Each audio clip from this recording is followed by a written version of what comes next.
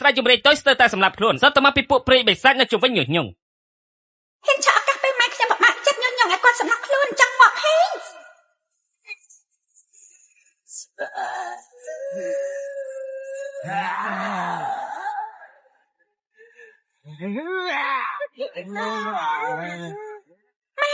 ម៉ែថយតែងអូចាប់បាន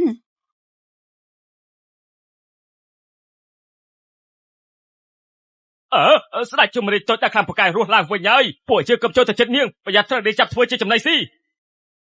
ចាចង់រត់ទេស្គាល់ថងចក្រវាលយើងអាន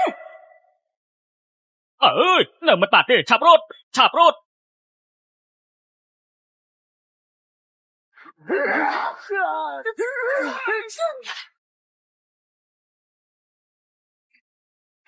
ម៉ែចាប់កាប់ត្រេកតាម៉ែពួកយើងចូលរាជធានីរកពុកបង្កើតខ្ញុំហើយតា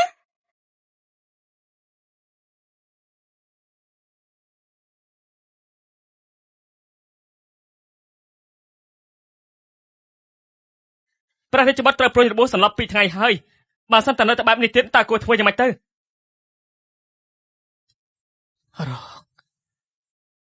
រកនាងឲ្យឃើញ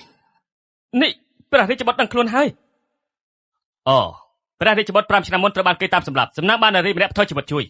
តែមិនស្មានថាពេលនោះនាងក៏ត្រូវពឹសស្នេហ៍ដែរហើយអ្នកទាំងពីរក៏បានរួមរយៈជាមួយគ្នាពេញមួយយប់តែម្ដងព្រះរាជបុត្របំរុងនឹងរៀបអភិសេកធ្វើជាមហេសីទៅហើយតែថ្ងៃទី2នាងនោះក៏បាត់ខ្លួនឈឹងខ្ញុំស្មានថារាជបុត្រភ្លេចទៅហើយតែមើលទៅរាជបុត្រដូចជាមិនភ្លេចសោះតាម៉នឯងនិយាយអីក្នុងនេះមានពុកខ្ញុំទេម៉ែនេះគឺពុកដាក់បែកគ្នាច្រើនឆ្នាំរបស់ខ្ញុំជាប្តីពិតប្រាកដរបស់ម៉ែឆឹងអាននេះគឺជាឆឹងអានទេឈប់សិនស្អីទៅឆឹងអានពុកខ្ញុំមិនមែនជាប្រុសស៊ីបែកបោកឆ្នាំទេតែនៅប្រឡងជាប់មិនដិតទៅធ្វើជាកូនប្រសាមន្ត្រីបាត់ហើយសសនិយាយថាយាយឆឹងអានក្បាត់ពួកយើងចុះហេតុអីក៏នាងដឹងលោកម្ចាស់ពួកយើងគឺជារាជសាមញ្ញសូមអធិស្ឋានទីនេះមានកូនក្មេងសូមលោកម្ចាស់លើកលែងទុកឆាប់ក្រាក់ឡើងទុកឆាប់ក្រាក់ឡើងទុកកុំធ្វើបាត់ជាងល់កូនបង្កើតនឹងប្រពន្ធទៅប្រកាសមកដល់ហើយ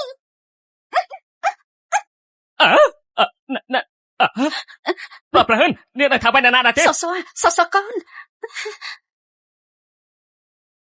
ហេតុអីបានជាកូនដឹងហេតុអីបានជាកូនម៉ៃកូនគាត់នឹងឲ្យដល់ឡានក្រែជាមួយម៉ែបង្កើតបានកូនម្នាក់នេះមកនេះអស់លោកក្មេងគេមិនដឹងអីទេធ្វើឲ្យអស់លោកទាស់ចិត្តហើយសូមអស់លោកលើកលែងខ្ញុំមិនបានធ្វើឲ្យអ្នកណាទាស់ចិត្តទេខ្ញុំជួយគាត់តែពុកត្រូវព្រួញពីពេលមិនតាន់ចេញអស់ដូច្នេះខ្ញុំផ្ទះកំភ្លៀងពុកដើម្បីឲ្យពឹសចេញនៅពេលដែលពឹសចេញអស់ពុកខ្ញុំប្រកាសជាដឹងខ្លួនហើយព្រះរាជបុត្រយើងនៅណានេះយើងនៅណាយើងនៅណានេះយើងនៅណាមនុស្សនេះដូចជាធ្លាប់ជួបនៅទីណាពុកភ្ញាក់ហើយគ្រាន់តែដេកមកផ្លែតទេមិនក៏ខ្លាចជាឪពុករបស់គេបាត់ហើយនាងខ្ញុំតកូនលេងនឹងកូនស្រីតូចសសូមគោរពលោកម្ចាស់មួយរយៈនេះកូនខ្ញុំក្តៅខ្លួនក្តៅតតែបង្វេងថែមទាំងមិនបានញ៉ាំអីយូរឃ្លានតតែសន្លប់ដូច្នេះហើយទើបត្រូវធ្វើឲ្យគេនិយាយផ្ដេសផ្ដាស់បែបនេះមើលតែនាងក្មេងពេកច្រឡំខ្ញុំជាឪពុកប៉ុន្តែមើលតែក្មេងនេះដូចជាចង់រាប់អានណាទាំងដែលខ្ញុំមិនអាចចូលចិត្តក្មេងមិនអីទេក្នុងនាមជាអ្នកជួយជីវិតខ្ញុំគឺជាអ្នកមានគុណឆាំងឈិញយកប្រាក់មកក្រាបទូលណាខ្ញុំមិនចង់បានប្រាក់ទេខ្ញុំចង់បានពុកហើយតាមពុកទៅរាជធានីដែរក្មេងខ្លះភាពកក់ក្ដៅបែកពុកតាំងពីតូចឃើញអ្នកណាក៏ហៅថាពុកប៉ុន្តែបើដោយកូនស្រីនិយាយគឺអាចទៅរាជធានីដោយសុវត្ថិភាពហើយខ្ញុំក៏ចង់ឃើញតើភ្នែកថាយៈចិនអានជាប្រុសថាប់ទៀតមែនឬអត់លោកម្ចាស់សូមកុំឲ្យប្រាក់អីពួកយើងជាអ្នកស្រុកភៀងអានទៅរាជធានីរកផ្លូវរស់ជាមួយគ្រួសារមកពាក់កណ្ដាលផ្លូវបែកគ្នាបើអាចសូមលោកម្ចាស់នាំពួកយើងទៅរាជធានីផងទៅមិនបានសិង្ហួរក្រាបទូលរៀបចំបន្ទប់ឲ្យនាងលីននិងកូនស្រីស្នាក់នៅស្អែកព្រឹកពួកយើងចូលរាជធានីជាមួយគ្នាក្រាបទូលអរគុណលោកម្ចាស់សកូនចាំម៉ែមួយផ្លែតដែរ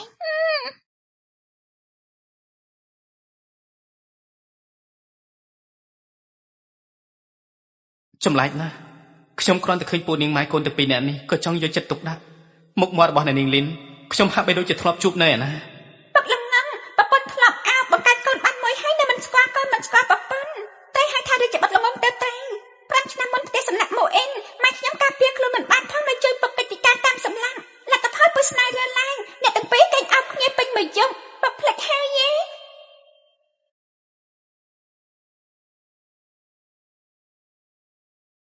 យើងចេញមកក្រៅដោយបន្លំខ្លួននាងដឹងអត្តសញ្ញាណយើងដោយរបៀបណាចំណែកម៉ែរបស់នាងឬមួយក៏ជាគ្រូពេទ្យស្រីកាលពី5ឆ្នាំមុនមិនក៏យើងឮសំឡេងនៅក្នុងចិត្តនាង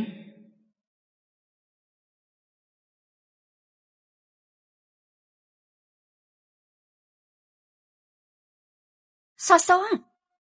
លោកម្ចាស់សចុះមកកូនពុកចូលចិត្តខ្ញុំចង់ឲ្យពុកប៉សកុំនិយាយចឹងកូនគាត់មិនមែនជាពុកកូនទេមនុស្សទាំងអស់នេះស្លៀកពាក់មិនមែនជាឈ្មោះធម្មតាទេខ្លាចតែគេយល់ថាខ្ញុំញុះញង់ឲ្យសតាមគេទេមិនអីទេខ្ញុំយល់ព្រមឲ្យគេហៅខ្ញុំបែបនេះលោកថាម៉េចសហៅពុកម្ដងទៀតឲ្យពុកស្ដាប់មើលលោកប៉ាបានពិតជាកូនល្អរបស់ពុកមែនលើកម្ហូបមក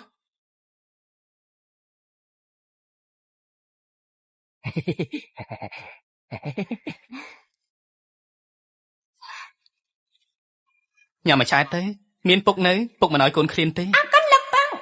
លោកម្ចាស់ហ្វូនឹងពួកយើងទោះជួបគ្នាដោយចៃដន្យតែគាត់យកចិត្តទុកដាក់ចំពោះសលើសពីឪពុកទៅទៀតបើសសប្បាយចិត្តតាំងចិត្តកូនរពឹសម្នាក់នេះចាស់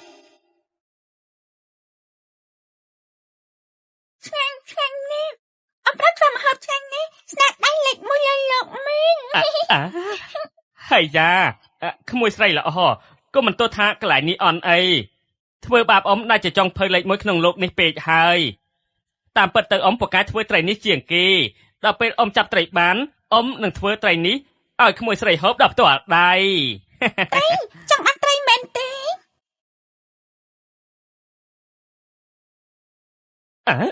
ណាកូនពុកសនោះជាដុំស្ងួតកុំតែចិត្តកូនខ្ញុំចង់បានទឹកខ្ញុំចង់បានត្រីចង់បានទឹកចង់បានត្រីតិចខ្លាំងទេឬយ៉ាងម៉េច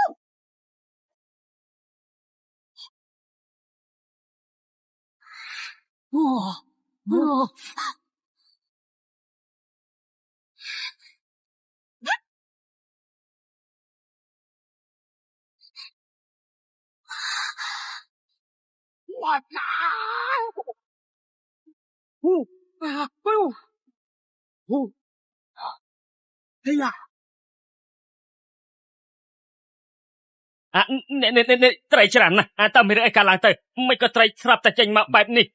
ត្រីច្រើនខ្លាំងណាស់អប្រាត្រីមកហេង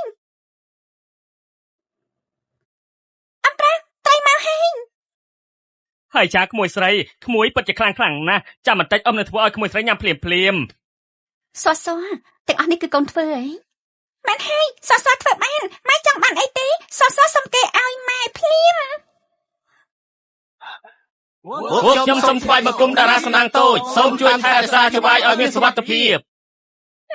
ជាមនុស្សធម្មតាក៏បំភ្លើសពេកដែរ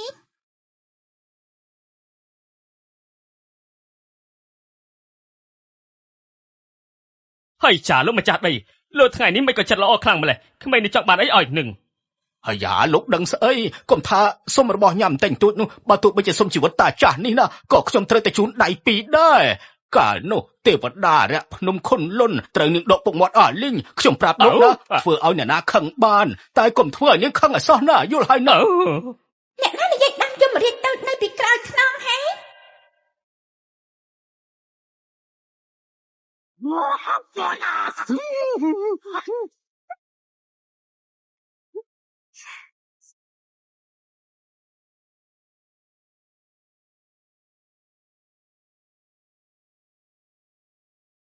បងម៉ានអញជាសភ័យជីវិតហេតុអីខ្ញុំមិនអាចប្រើអញដោយផ្ទាល់ដើម្បីកំណត់ជីវិតមនុស្សបែបនេះអ្នកដែលធ្វើបាបពុកម៉ែខ្ញុំមិនត្រូវវិញ្ញាណរលាយភ្លាមទេមែនទេខ្ញុំជាឆ្កែមិនចង់មែនជាឆ្កែមិនបានទេរូបកាយឈាមជន់នេះចិត្តអស់អាយុទៅហើយដូច្នេះមើលត្រូវស្ដេចយមរាជទៅក៏មានកម្រិតបើមិនមែនជួយម៉ែស្ដេចយមរាជទៅខ្ញុំក៏មិនបង្ហាញខ្លួនដែរមានន័យថាខ្ញុំត្រូវរកសាច់ញាតិដើម្បីបដូរវាសនាពួកគេតែអាចកាត់អំណាចយមរាជវិញអញ្ចឹងនៅចាំអីទៀតត្រូវតែប្រញាប់ចូលវាំងដើម្បីជួយជីវិតមនុស្សហើយពុកម៉ែ ជំរាបតូចដូចជាត្រង់ម៉ែស្ដេចជំរាបតូចហើយ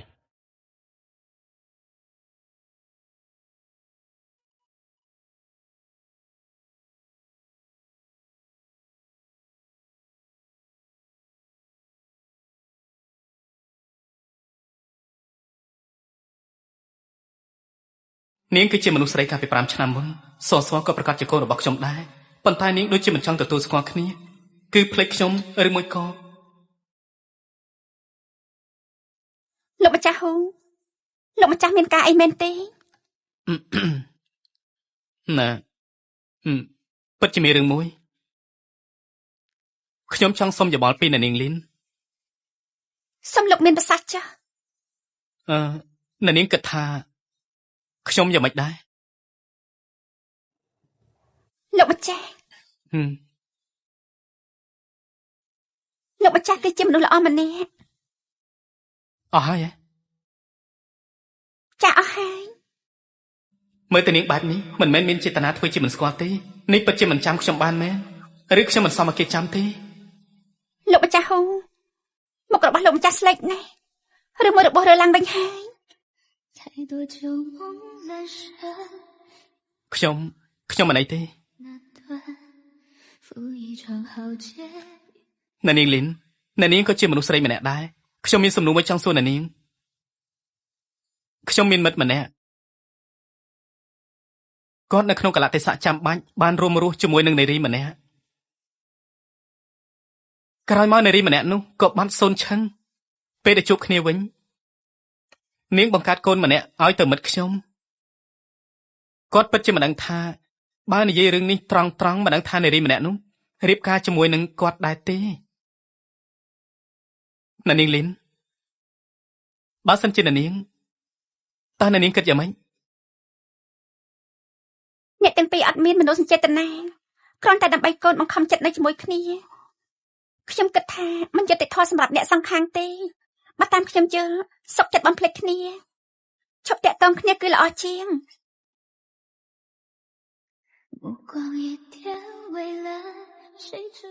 លោកម្ចាស់ហ៊ូលោកម្ចាស់ចង់បង្កើតមិត្តនិយាយជាមួយខ្លួនឯងទេប្រកាសជាមិនមែនទេមិនមែនខ្ញុំទេមិនមែនទេអ្នកនាងលីនមិញនេះអ្នកនាងលេងចាមែនទេមកខ្ញុំជួយខ្ញុំធ្វើបានហើយរឿងដណ្ដឹងប្រពន្ធត្រូវតែគិតគូរឲ្យបានវែងឆ្ងាយ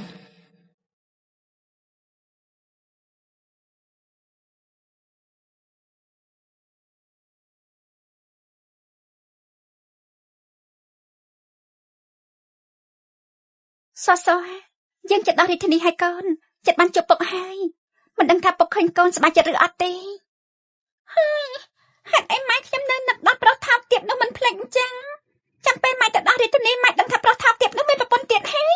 ខ្ញុំមិនមែនជាកូនប្រុសថោកទៀតនោះទេពុកបង្កើតខ្ញុំគឺរាជបណ្ឌសំឡេងនៅក្នុងចិត្តអ្នកនាងល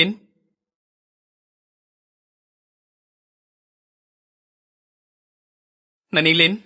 រតែសេះខ្ញុំទៅលេរឹងមាំអ្នកនាងនាំកូនទៅមិនស្រួលទេមិនអញ្ចឹងទេជិះទៅជាមួយខ្ញុំទៅនេះថាគ្មានមនុស្សសេចក្ដីណាមិនសមទទួលស្គាល់គ្នាអញ្ចឹងខ្ញុំឆ្លៀតឱកាសនេះបង្កើតមនុស្សសេចក្ដីណាព្រះរាជបុត្រនេះខុសទំនៀមទម្លាប់ហើយព្រះរាជបុត្រកើតអីយើងទុនជើងឈរឡើងជាប់ហើយមកអញ្ចឹងរំខានអ្នកនាងហើយរំខានអ្នកនាងហើយលោកម្ចាស់ហ៊ូ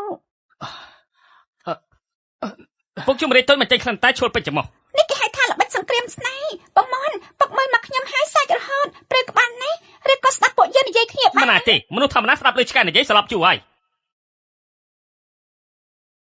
យើងគឺជាមនុស្សធម្មតាមែនទេម្យ៉ាងទៀតនេះគឺជាកូនស្រីបង្ការរបស់យើងកុំថាឡើយស្ដាច់យមរីតូចទោះជាផ្សិតពលខ្លាយជាបិសាចក៏យើងនៅតែស្រឡាញ់នៅទីនេះការពារកូនស្រីឲ្យល្អលោកម្ចាស់ហ៊ូ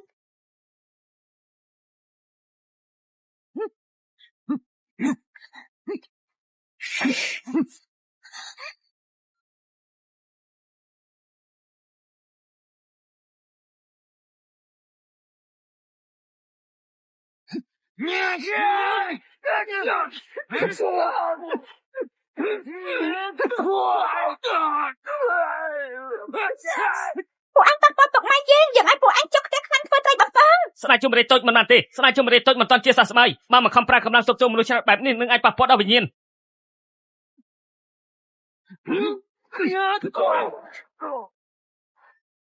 ឈប់សិន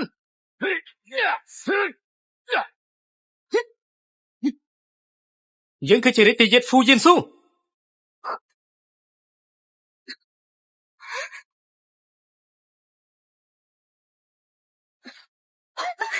សសកូន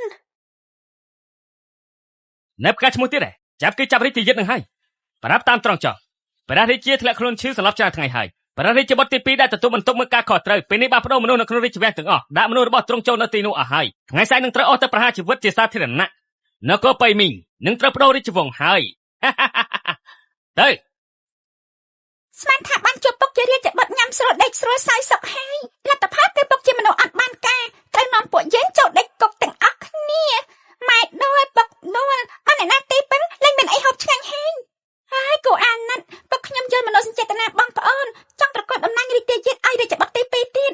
មិនដឹងទេថារាជបុត្រទី2ដាក់ថ្នាំពឹសរ៉ាំរ៉ៃឲ្យលោកតាវាចាំឲ្យពុកស្លាប់ហើយវានឹងសម្លាប់លោកតាតាមក្រោយដើម្បីខ្លួនឯងបានឡើងក្រុងរាជន៍ហើយពុកនៅតែមិនដឹងថាម៉ែគាត់ត្រូវស្នំឯកសៀនបាយធ្វើបាបដល់ស្លាំងតែគាត់បាច់ជាឲ្យសត្រូវថាម៉ែរឿងរ៉ាវនៅក្នុងរាជវាំងទាំងនេះក្មេងតូចម្នាក់មិននឹងដឹងលោកម្ចាស់ជារាជបុត្រពិតមែនទេអ្នកនាងលីនខ្ញុំមិនមែនមានចេតនាលាក់បាំងទេគ្រាន់តែស្ថានភាពនៅចំពោះមុខរាជបុត្រកំបកស្រែងបាត់ទឹកដីធ្លាក់ក្នុងដៃជនក្បត់ប្រជារាស្ត្រត្រូវរងទុក្ខហើយដែលសំខាន់ពេលនេះចាំបាច់ត្រូវការពារព្រះរាជារក្សារាជបល្ល័ង្កឲ្យមានស្ថិរភាពសោះបង្កើតពុកម្នាក់បង្កើតម៉ែម្នាក់បង្កើតពូឆាំងឈីងម្នាក់សោះបង្កើតពូស៊ីងហួរម្នាក់ទៀតសោះកូនកំពុងតែធ្វើអីហ្នឹងពុកល្ងងមិនអត់ដឹងទេថាខ្ញុំបង្កើតពួកយើងសោះកំពុងបង្កើតមនុស្សចម្បាំងតូចៗដើម្បីជាប់គុកជំនួសពួកយើងដល់ពេលនោះមានភាពអស្ចារ្យហេ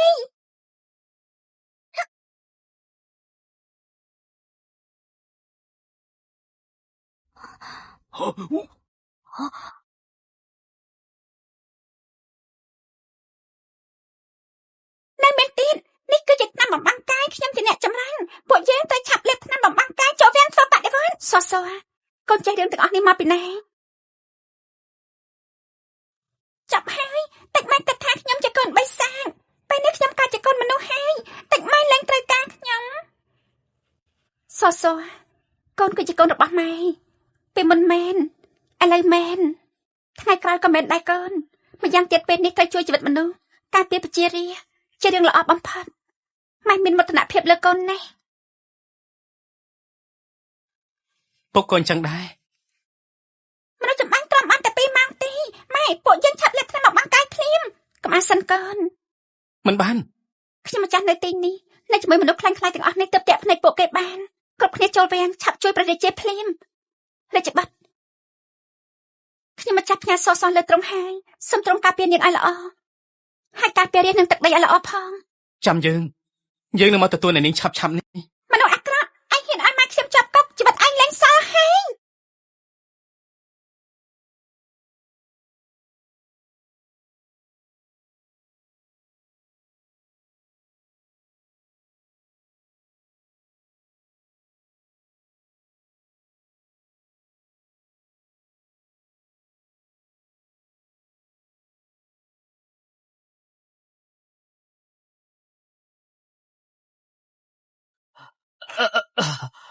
ទឹក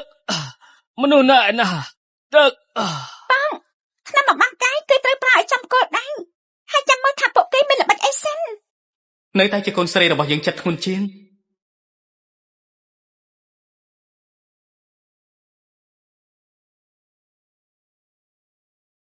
ព្រះបិតាចង់សោយទឹកតើមែនទេចាំអត់ជួយ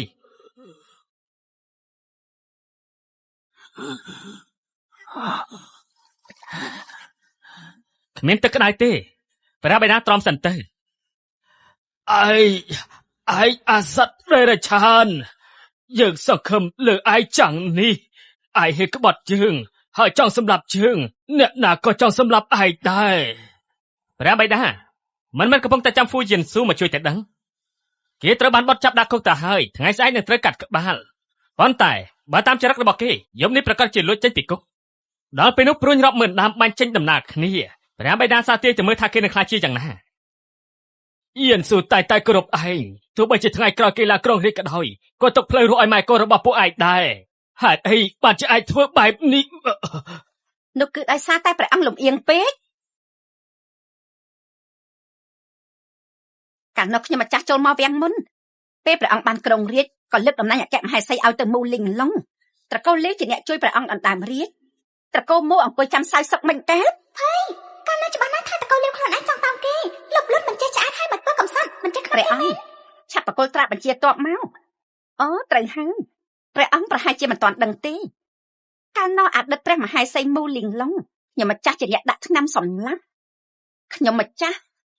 ជាអ្នកធ្វើឲ្យហ្វូយៀនទទួលស្គាល់ស្ត្រីជាម្ដាយ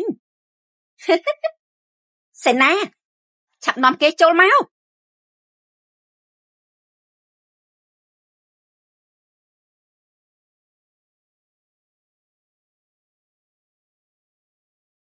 ស្រីពឹសពិល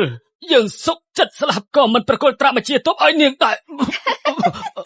មិនអីទេចាំពេលពួកគេស្លាប់អស់គ្រប់យ៉ាងទាំងអស់មកជារបស់បុត្រខ្ញុំហើយមកនេះចាក់ថ្នាំពុល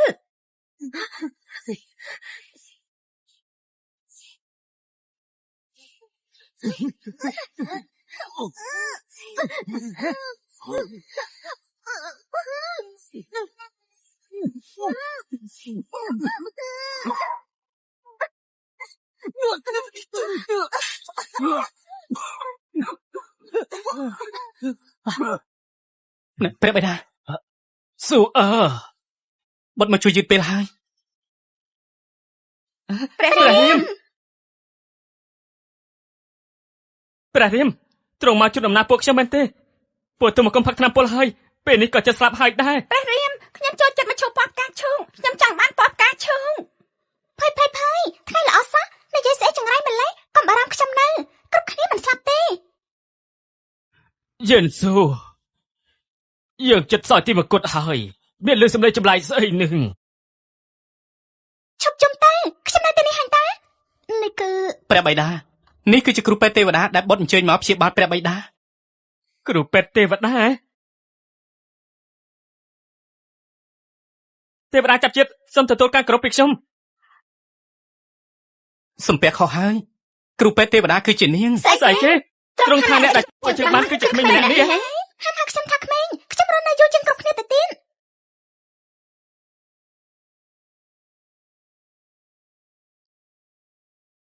ក្មេងចង្កួនឆាប់សោយសុកទៅខ្ញុំអាចជួយឯងបន្សាប់ ខ្ញុំមិនសោយ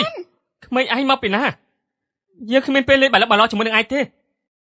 លោកបងគេធ្វើបាបកូន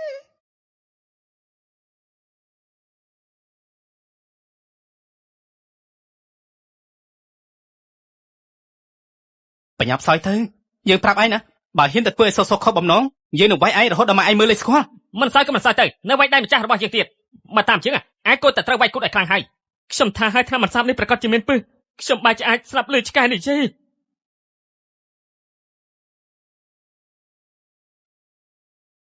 បទទី6 មិនអីទេគ្រាន់តែភ័យពេកតែប៉ុណ្ណោះគ្រប់គ្នា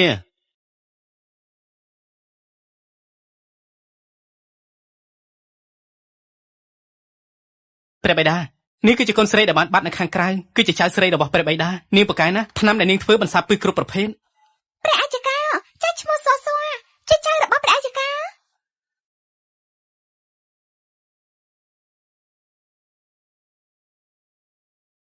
យេនស៊ូ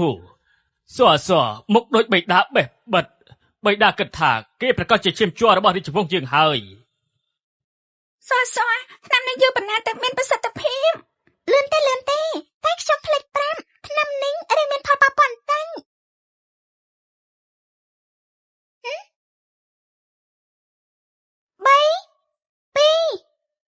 ខ្ញុំទ្រាំលែងបានហើយ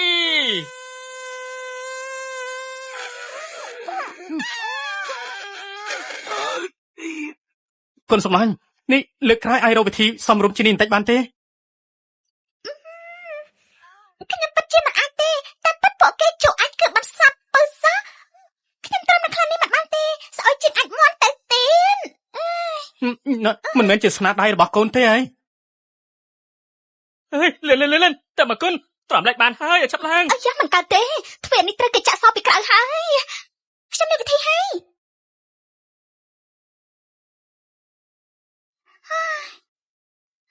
យ៉ារបាំងមកបាននៅកណ្ដាលប្រឆ្វេងស្រីស្ដាំបាញ់ចែកជាពីរដោះស្រាយបានហើយម៉ាលឿនឡើង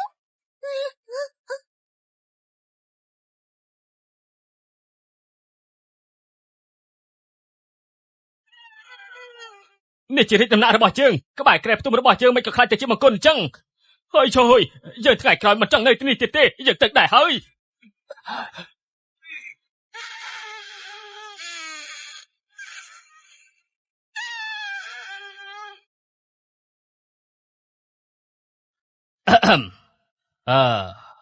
រឿងថ្ងៃនេះគឺជាការសម្ងាត់បំផុតរបស់រាជវង្សហាមបាយធ្លីដាច់ខាតបើរឿងនេះបាយធ្លីយើងបាត់បង់កិត្តិយសអស់ហើយដឹងហើយនៅក្រាបទូលសសឥឡូវនេះមិនសាពឺអស់ហើយអាចប្រាថ្នាបំបាំងកាយនាំពួកយើងចេញទៅក្រៅបានទេនេះបានន័យថាម៉េចពួកយើងអាចចេញទៅបានតែម្នាក់ទេហ៎អត់ទេគឺពួកយើងចេញទៅមិនបានសំបីតែម្នាក់ស្អីគេនោះគឺជាថ្នាំបំបាំងកាយមិនមែនថ្នាំដាច់ឆ្លងចិញ្ចាំងទេទ្វារសុទ្ធតែចាក់សោបំបាំងកាយរបស់ខ្ញុំពួកយ៉ាងម៉េចទៅស្នំឯកសៀនស្រីបិសាចញុះចិត្តត្រឡប់មកវិញហើយយើងមិនទាន់ចង់ស្លាប់ទេបងមិនថាគេមានវិធីហើយឆាប់ទៅ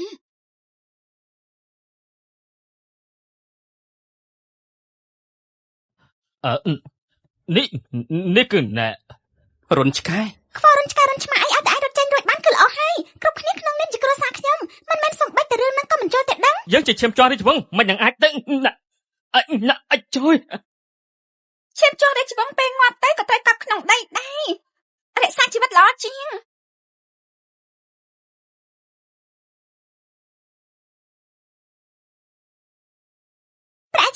ប្រាក់ចកោធ្វើមិនចេះវាពីរុនមែនទេងាយស្រួលទេឲ្យបងមករៀនប្រាក់ចកោទេនេះណានេះគឺណែរុនឆ្កែខ្វល់រុនឆ្កែរុនឆ្មាអីឲ្យតែអាចរត់ចេញរួចបានគឺល្អហើយគ្រប់គ្នាក្នុងនាមជាគ្រួសារខ្ញុំមិនមែនសំបីតែរឿងហ្នឹងក៏មិនចូលតែដឹងយើងជាឈាមជ័ររាជវង្សមិនយ៉ាងអាចដឹងអាចជួយឈាមជ័ររាជវង្សពេលងាប់ទៅក៏ត្រូវកាប់ក្នុងដីដែររក្សាជីវិតល្អជាង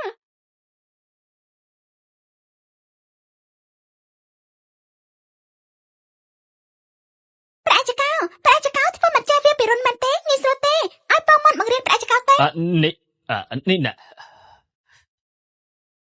ស្នំពឹសពុលហ្វូជៀនឈើគំនុំនេះមិនសងសឹកមិនបានទេយើងនឹងកាន់ពួកឯងឲ្យខ្លាចទៅជាផេះហើយយ៉ា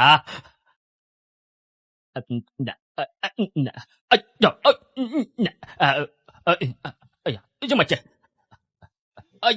ប្រាក់ចកោគូរបស់ប្រាក់ចកោជាប់ហើយចាំចែកជួយទៅចាទៅ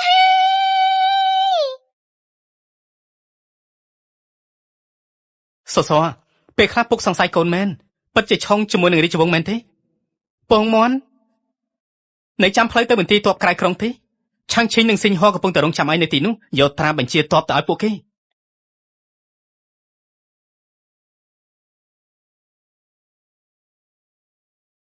តែចុះសសកូនតាមពុកទៅដំណាក់ត្រជាក់រងចាំជំនួយធានាថាសម្រាប់ភារកិច្ចមនុស្សនៅខាងក្នុងស្លាប់អស់នៅទូលបង្គំទៅមើល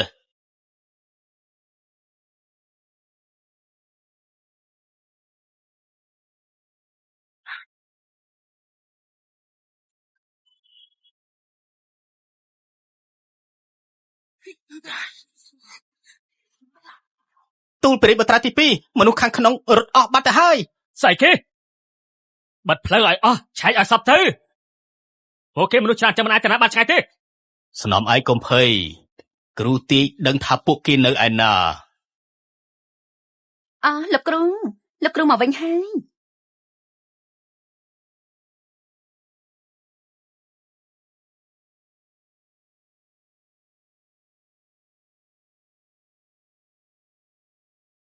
ព្រះរាជបុត្រទី2ពួកគេនៅខាងក្នុងទូលបង្គំអាចដឹងបានថានៅក្នុងនោះមានមនុស្សម្នាក់ដូចមនុស្សក៏មិនដូចខ្មោចក៏មិនដូចតែទូលបង្គំមើលរូបរាងគេមិនច្បាស់តែយ៉ាងណាត្រូវតែចាត់ការគេភ្លាមបើមិនអញ្ចឹងទេមិនល្អសម្រាប់ពួកយើងឡើយត្រៀមព្រួយ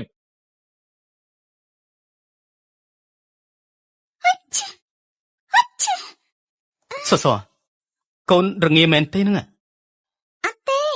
គឺស្ដេចជុំមរៀងមានអារម្មណ៍ថាឆាប់នេះនឹងមានគេយកក្បាលមកជូនហើយ មនុស្សនៅខាងក្នុងស្រាប់ឲ្យច្បាស់បើពេលនេះបើកទ្វារឲ្យព្រមចុះចាញ់រាជបុត្រនឹងលើកលែងទោសឲ្យអ្នកដែលរឹងតឹងសម្រាប់ចោលមិនរើស មកពិតមែន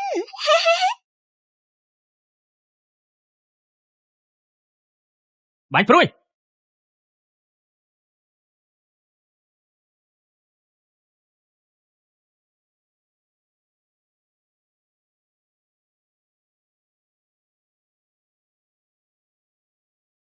លោកគ្រូមិនមែនទេខុសទេដឹងហ៎ខាងក្នុងមានមនុស្សមិនក៏ស្ងាត់ឈឹងអញ្ចឹង កុំបារម្ភអីដាច់ខាតមិនខុសទេពួកគេនៅខាងក្នុងបុកទ្វារទម្លុះចូលទៅ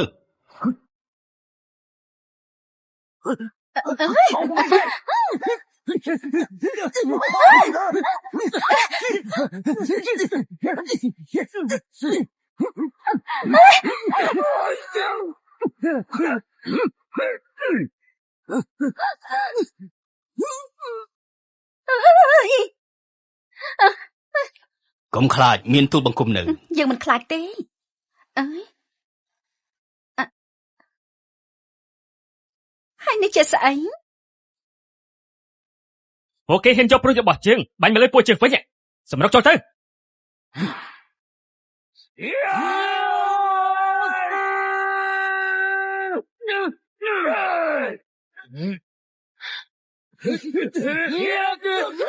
ai chơi Ramon không lấy bàn ơi Ramon không lấy bàn ơi cho lấy bàn ơi Ramon không nè Ramon ôi bon ai mèo ai chơi Ramon cho lấy bàn á Ramon មិនស្អីរបស់របស់យើងខ្លាំងទេនេះស្ទើរតែយើងយកចាក់មនុស្សអាក្រក់ដែលធ្វើរឿងអាក្រក់នៅរស់មកកិនណាឲ្យតែប៉ះត្រូវនឹងរមាស់ពេញខ្លួនមិនខានពិបាកក្នុងខ្លួនមិនដល់3យប់3ថ្ងៃលៀងជំរះមិនជ្រះទេ សំឡេងនេះគឺជាសំឡេងមកពីឋាននរកអញគឺជាស្ដេចយមរាជតូចហ្នឹងហ៎មែនហើយស្ដេចយមរាជតូចមិនក៏ជានាងស្ដេចយមរាជតូចបែរជារស់ឡើងវិញហើយខ្លាចជាក្មេងសាមញ្ញហ៎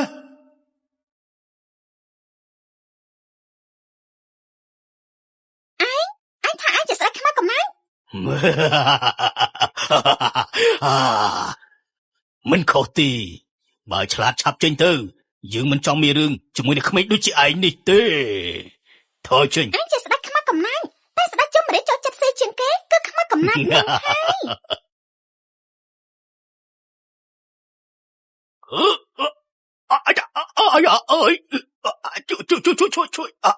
ហើយ ជួយខ្ញុំជួ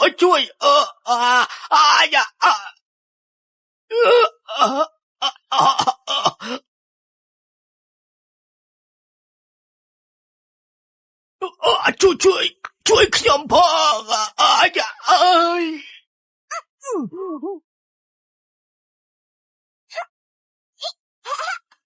កាលនោះខ្មោចរាប់ម៉ឺនដែលខ្ញុំខំប្រមូលតែនាងត្រូវលេបត្រឹមតែមួយម៉ាត់អស់រលីងខ្ញុំស្ទើរតែរលីវិញ្ញាណខំរកអានរូបកាយមួយដែលត្រូវនឹងខ្លួនលាក់អត្តសញ្ញាណហ្វូយៀនឈើ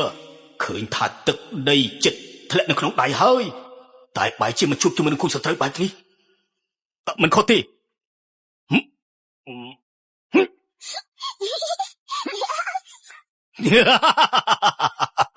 តាមពិតគ្រាន់តែវិញ្ញាណផ្ញើនឹងរូបកាយនេះសោះអញ្ចឹងយើងនឹងឆ្លៀតពេលនាងនៅខ្សោយលេបយកវិញ្ញាណតែមួយម៉ាត់ឋាននរកឋានកណ្ដាលមិនមែនធ្លាក់នៅក្នុងដៃរបស់យើងងាយទេនោះមិនមែនជាស្ដេចខ្មៅកំណាញ់តែត្រូវស្ដេចយមរាជតូចចាស់មួយដៃបាក់ចាំងនោះទេស្ដេចយមរាជតូចមើលទៅវាទៅថាវាកំពុងតែសើចសប្បាយខ្លាំងប៉ុណ្ណាឆ្លៀតពេលដែលស្ដេចយមរាជតូចនៅចុកសោយកម្លាំងវាបែរជាចង់ស៊ីស្ដេចយមរាជតូច មុខអាក្រក់ហើយកំណត់អាក្រក់ទៀតចាំយើងឲ្យគេស្គាល់ថ្នាំខ្លាំង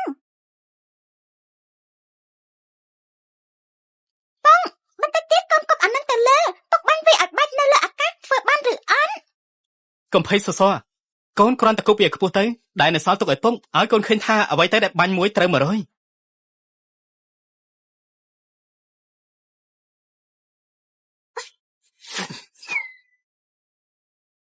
អ ល្បិចក្មេងបៀមដៃគិតអីក៏សាមញ្ញ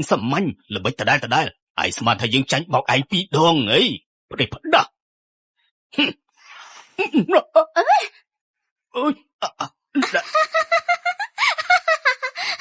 េះមិនមែនឯងនៅតែចាញ់បោកទេយ៉ាចាញ់បោកហើយទៅប្រយ៉ាម៉េចចាំមើលយើងទម្លុះទ្វារនេះពួកឯងរត់មិនរួចទាំងអស់គ្នាទេយើងគឺជាខ្មោចដែលគ្មានសិលធម៌និងគ្មានគេខ្មាស់ទេយ៉ាអូយណាយើងនឹងដេកជាមួយនឹងស្នំឯកសៀនរបស់ស្ដេចអើយអានេះណាយើងថែមទាំងមានកូនប្រុសមួយជាមួយនឹងនាងទៀតអាយ៉ាអូយបាត់ចេះខ្មាស់គេទេនេះពិតជាខ្មោចសពិតមែនអីបាច់ក៏ធ្វើចឹងទៅរួចយើងកើតអីហ្នឹងមាត់ចង្រៃឆាប់បិទភ្លាមឆាប់បិទគេធ្វើស្អីនេះគេឈួតតែដឹង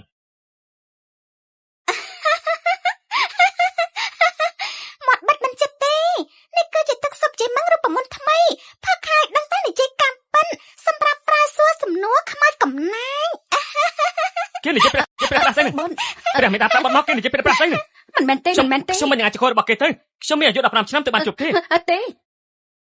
មិនមែនឬមែនស្ដាប់គេនិយាយទៅដឹងហើយតាចាស់យើងសួរឯង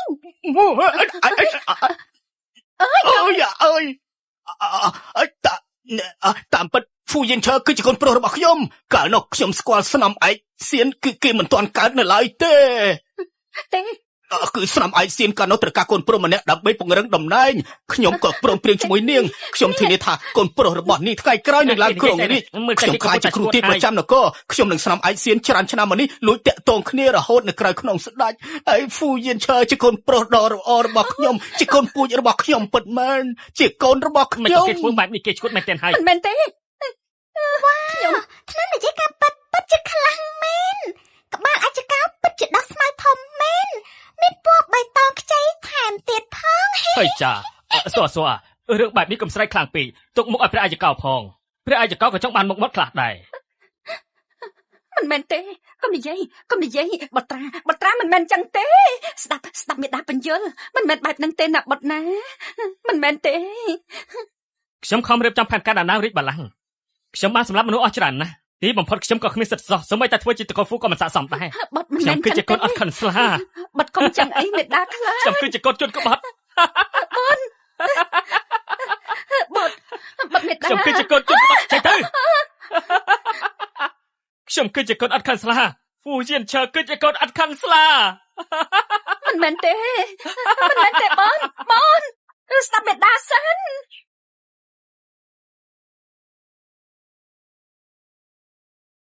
កុំចាស់ជនក្បត់ការពារប្រង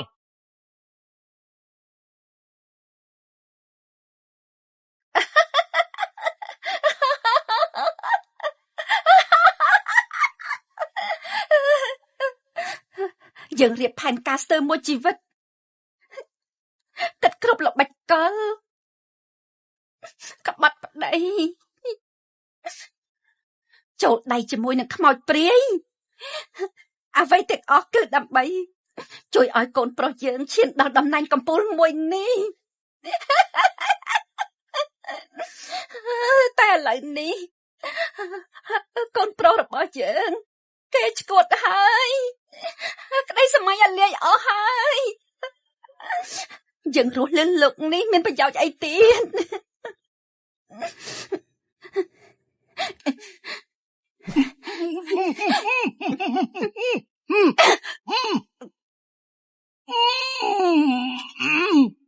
ក្មេងមិនគួរមើលទេបើធៀបនឹងខ្ញុំជាស្ដេចជមរីតូចអាយុ300ឆ្នាំពុកទឹកជាកូនក្មេងហើយយ៉ាទេហេតុអីគូនេះល្ងងម្ល៉េះពួកយើងមិនមែនសន្យានឹងគ្នាទេថាឈើឡើងគ្រងរាជ្យពួកយើងនឹង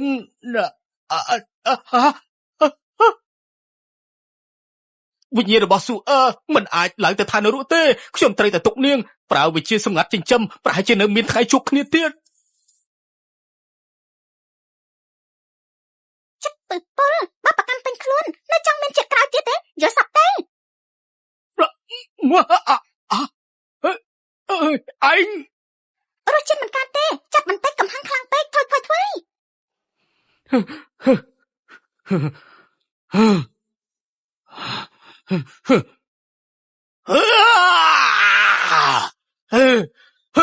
ស្ដេចយមរីតូច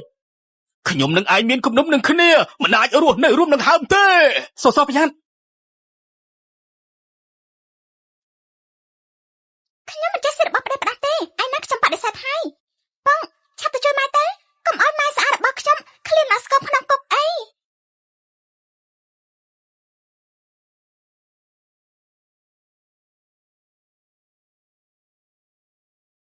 ការមកក្រាបជូនក្បត់លើកនេះ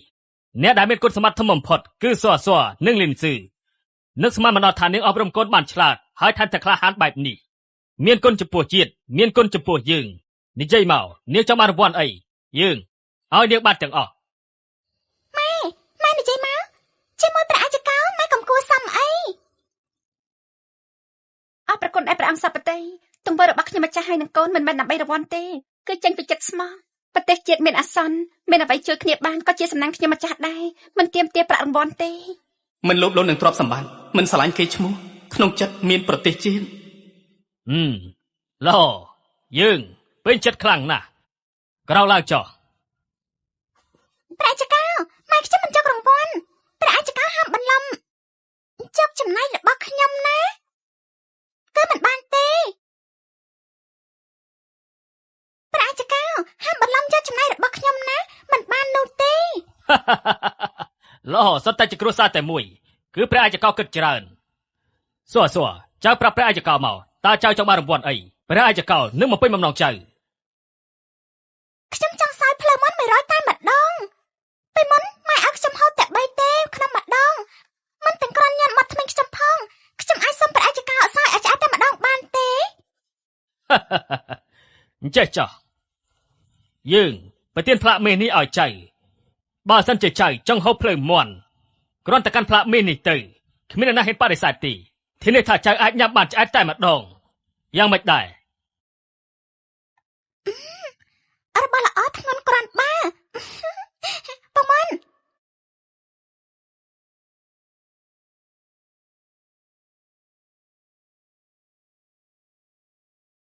ព្រះអាចកោ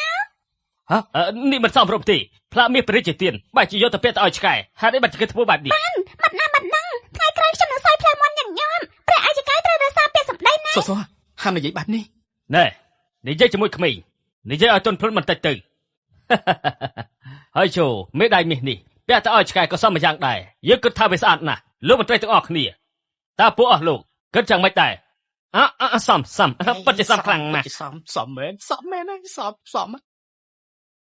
រាជទេជាតិសួរពិតជាមិនអាចនៅក្នុងវាំងបានមែនទេព្រះបិតាចូលចិត្តនាងហើយមិនអាចនិយាយជាមួយម៉ែគេឲ្យម៉ែកូនគេនៅក្នុងវាំងបានទេតើមែនទេហើយឆាបិតាចាស់ហើយក៏ចង់ឲ្យកូនចៅនៅជំដៃជំជើងលេជាមួយនឹងបិតាដែរ ព្រះបិតាមិនមែនបុត្រមិនចង់ទេគឺអ្នកនាងលីនមិនដឹងថាសសជាឈាមជ័ររបស់បុត្រទេ ឬមួយឯងមិនចង់ទទួលខុសត្រូវសេនាយកគេទៅគ្រាវទៅសេនាយកគេទៅគ្រាវទៅ មិនមែនទេព្រះបិតាស្ដាប់បទបញ្យលសិនអ្នកនាងលីនមិនទាន់លែងលះគ្នាផងនឹង អូមិនទាន់លែងលះហ៎អញ្ចឹងគឺសំណាងហើយបីដែលស្មានថាឯងមិនទទួលខុសត្រូវជប់សិននេះស្អីថាម៉េចឯងហ៊ានប្រើអំណាចដណ្ដើមប្រពន្ធរបស់គេផងហ៎ មិនមែនទេ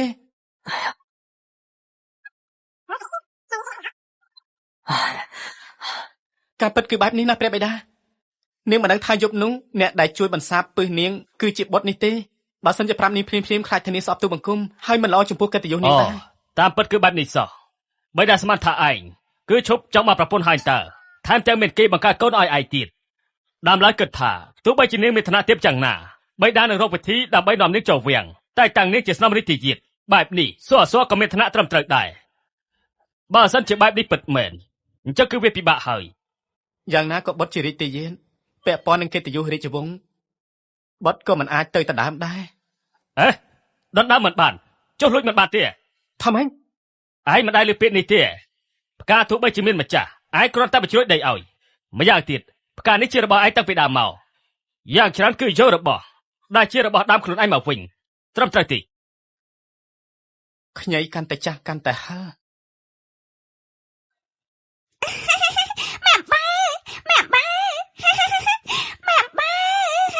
រ យចិត្តកូនសសម៉ែអប៉ាតើចាំខ្ញុំផង ស្ដេចយមរាជតូចពេលអ្នករត់មិញពលឺវិញ្ញាណចេញមកក្រៅហើយមើលទៅយមរាជតូចជួយគ្រួសារស្ដេចលើកនេះបានបត់ច្រើនណាស់ម៉ែត្រូវបានត្រឡប់មកវិញពាក់កណ្ដាលហើយ មែនតែខ្ញុំមានអារម្មណ៍ថាក្តៅពេញខ្លួនប៉ុន្តែមិនក៏ខ្លាំងខ្លាំងខ្សោយខ្លាំងអញ្ចឹងដូចក្បាលរំណែមួល ព្រោះពុកម៉ែអ្នកមិនតន់ទទួលស្គាល់គ្នាខ្ញុំចូលសាច់ញាតិមិនតន់ច្បាស់លាស់មហិតត្រូវច្បាស់ជាមិនតន់នឹងនោះហើយ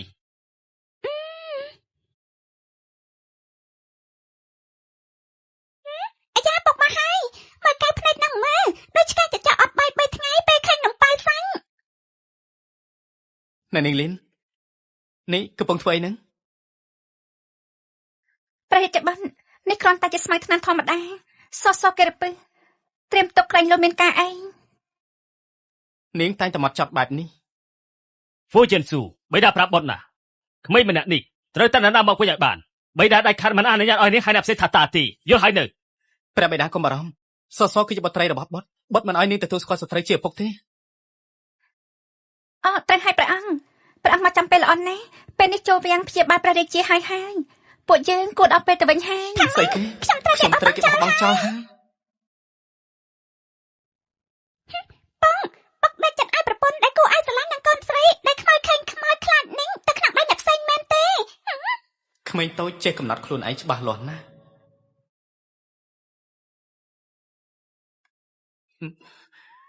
នាងមិនមានបំណងឲ្យយើងជួបសសទៀតមែនទេចង់បំបែកមនុស្សចេតនាឲ្យកូនទាំងរស់ហ៎ ខ្ញុំម្ចាស់បងខ្ញុំចង់បានពរខ្ញុំមិនចង់បែកពីពុកទេបងសស បង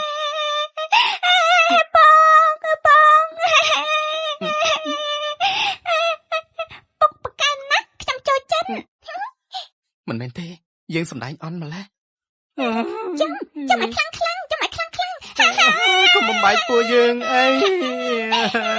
សសប្រកាន់ថារាជទាយានគឺជាលោកពុកបង្កើនខ្ញុំនឹងរាជទាយានមិនអាចពាក់ព័ន្ធនឹងគ្នាទេអាចមកពីសសខ្វះភាពកក់ក្ដៅពេកខ្ញុំក៏មិនអាចចិត្តឲ្យគេខូចចិត្តដែររាជទាយានចំពោះសសពិតជាឈ្នះជាឈ្នះ អូនស្រីលីនអ្នកនេះក៏បំបែកលើម្ចាស់ខ្ញុំជាមួយនឹងសសអីម្ចាស់ខ្ញុំក៏ព្រាមេតាតាំងពីតូចនិយាយរឿងអភិសេក5ដងហើយប៉ុន្តែនៅតែមិនទាន់បានសម្រេចម្ចាស់ពួកជានឹងសមានធៀបត្រូវគ្នាអ្នកនេះគួរតែបំពេញបំណងមនោសញ្ចិត្រាពួកកូនពួកគេទៅបាទត្រូវបំបែកទាំងរូបបែបនេះរីកទីយិតពួកជាគួរអាណិតពេកហើយម្ចាស់ពួកជានឹងសមានធៀបត្រូវគ្នាអ្នកនេះគួរតែបំពេញបំណងមនោសញ្ចិត្រាពួកកូនពួកគេទៅបាទត្រូវបំបែកទាំងរូបបែបនេះរីកទីយិតពួកជាគួរអាណិតពេកហើយ ខ្ញុំម្ចាស់ចាក់ចេញពីរាជធានីយូរឆ្នាំនៅមានរឿងផ្ទាល់ខ្លួនច្រើនមិនទាន់ដោះស្រាយចាប់ហើយម៉ែមានបំណងត្រឡប់ទៅរកអាប្រថោកទៀតនោះមកគេក្បត់ម៉ែកូនយើងពីរនាក់មែនខ្ញុំដាច់ខាត់មិនលើកលែងឲ្យគេទេរាជបុត្រកុំពិបាកផ្ទៃអីខ្ញុំម្ចាស់សន្យាចាំពេលរាជបុត្រនឹកដល់សសអាចទៅមកហើយរកគ្នាបាន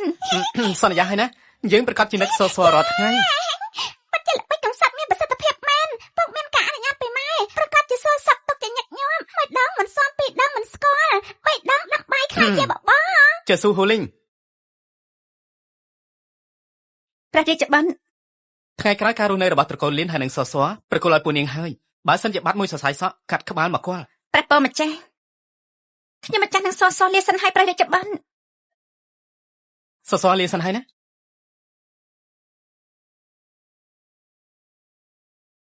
យាយឈិនអាននៅសំណាក់ហេរញ្ញវត្ថុ បាទតំណែងអនុរដ្ឋមន្ត្រីសង្ឃឹមឡើងតំណែងជារដ្ឋមន្ត្រី គេក៏សំខាន់ខាងហេរញ្ញវត្ថុ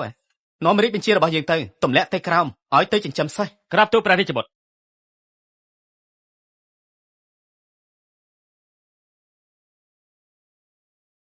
អាយ៉ាស្លាយហៅផ្លេតនេះត្រូវចំណាយញ៉ាឈាមម៉ែខ្ញុំអស់ប៉ុន្មានប្រថោកទៀតពិតជាចេះសាយសក់មែនស៊ីបីម៉ែខ្ញុំឲ្យធ្វើបាត់ម៉ែខ្ញុំមកក្រាស់យកប្រាក់ខ្ញុំមកទិញផ្ទះនៅជាមួយប្រពន្ធចុងយាយឆឹងអានលោកបកែនណាស់ ទឹកដីនេះថ្ងៃក្រោយស្ដេចយមរាជតូចគឺជាអ្នកមើលការខុសត្រូវហើយឆ្កែព្រៃមកពីណាហ៊ានមករញ៉េរញ៉ៃនៅទឹកដីភូមិគ្រឹះក៏ជាផងចង្អប់ វាយបានល្អឆ្កែយើងផ្ទះមិនស្គាល់ម្ចាស់ស្រីសំតែត្រូវវាយគឺ ចង់បះបោម្ចាស់ស្រីផ្ទះយើងគឺជាកូនស្រីលោកឧបរាជសិនឈូសៀអូឯងមកលោឡានៅទីនេះប្រយ័ត្នខ្ញុំប្រឹងស្លាស្រុកឲ្យចាប់ទាំងអស់គ្នាទៅនេះមិនមែនជាផ្ទះអនុមន្ត្រីយាទេតែនេះគឺជានរណា ខ្ញុំជាប្រពន្ធដើមពេញច្បាប់របស់យាយឆឹងអានលិនម៉ូយ៉ាងថ្ងៃនេះនាំកូនត្រឡប់ទៅផ្ទះទាសកលចិត្តអាក្រក់រារាំងផ្លូវមិនទោះអីអនុរដ្ឋមន្ត្រីយាយជាមន្ត្រីស្អាតស្អំប្រពន្ធដើមជាកូនលោកអបរាឆាប់នេះឡើងតំណែងជារដ្ឋមន្ត្រីសំណាក់ហិរញ្ញវត្ថុពេលអ្នកម៉ែកូននេះច្បាស់ជាបោកប្រាស់ហើយត្រូវហើយចង់មកបោកប្រាស់ពួកហើយមនុស្សបោកប្រាស់ពួកនាងបែរជាមិនស្លាប់មិនបានទេមិនអាចឲ្យចូលបានទេត្រូវលងឲ្យទៅវិញសិនចាំរកឱកាស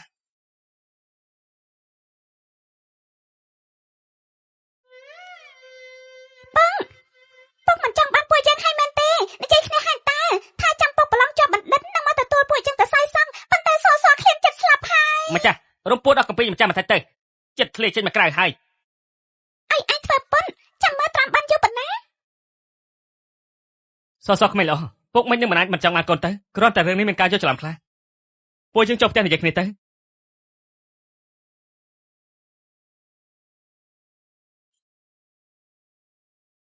យ៉ាងណាពួកឯងរស់ត្រឡប់មកវិញពិតជាពិបាកមែនខ្ញុំខំប្រឹងណាស់ទើបតោងជាប់កូនស្រីលោកអបរាជមិននឹកស្មានថាគេគឺជាមនុស្សបែបនេះសោះបែរជាបោះបង់ប្រពន្ធនិងកូនចោលបងកាលណាពុកឡើងមករាជធានីប្រាក់សម្រាប់រដ្ឋការសុទ្ធតែជាប្រាក់របស់ម៉ែខ្ញុំបើកហាងពេទ្យបានលោកតាលោកយាយនៅស្រុកកំណើតក៏ម៉ែខ្ញុំចិញ្ចឹមដែរកូនរបស់ម៉ែខ្ញុំពុកសុំមិនតាន់អស់ផងម៉ែក៏ទៅស៊ីបាយផ្ទះគេទៀតហើយបោះបង់ប្រពន្ធកូនចោលមានប្រពន្ធហើយនៅទៅយកប្រពន្ធមួយទៀតលោកឯងនឹងត្រូវរត់ផ្ទះបាញ់មិនខានត្រូវហើយឯងនឹងទទួលកាពីនិយាយចឹងអាននេះជាលិខិតមង្គលការពួកយើងមានត្រាក្រហមរបស់រាជការនឹងថ្ងៃខែឆ្នាំច្បាស់លាស់លោកត្រូវការពិនិត្យថាពិតឬខ្លាំងខ្លាយទេដួលដល់ដីសំមុខហើយរីតិយាតយើងមកដល់រីតិយាតមករីតិយាត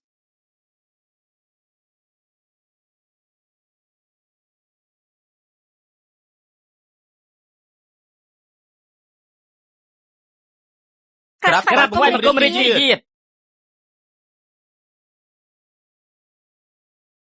លោកពូហ្វូពូឆាប់មកជួយរកយុត្តិធម៌ពុកខ្ញុំមិនចង់បានពួកចឹងទេ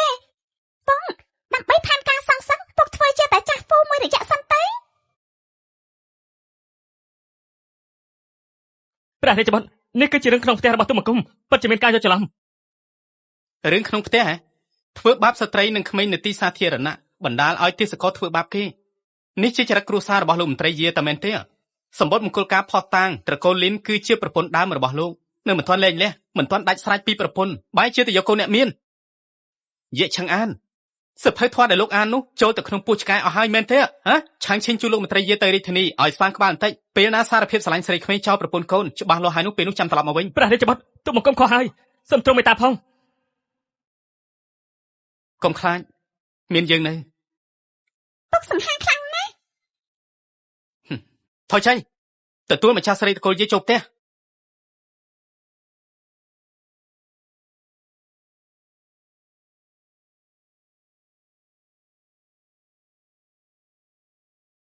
ចុនអញនៅសំណាងអាក្រក់មួយយកទៅសៃសក់ចា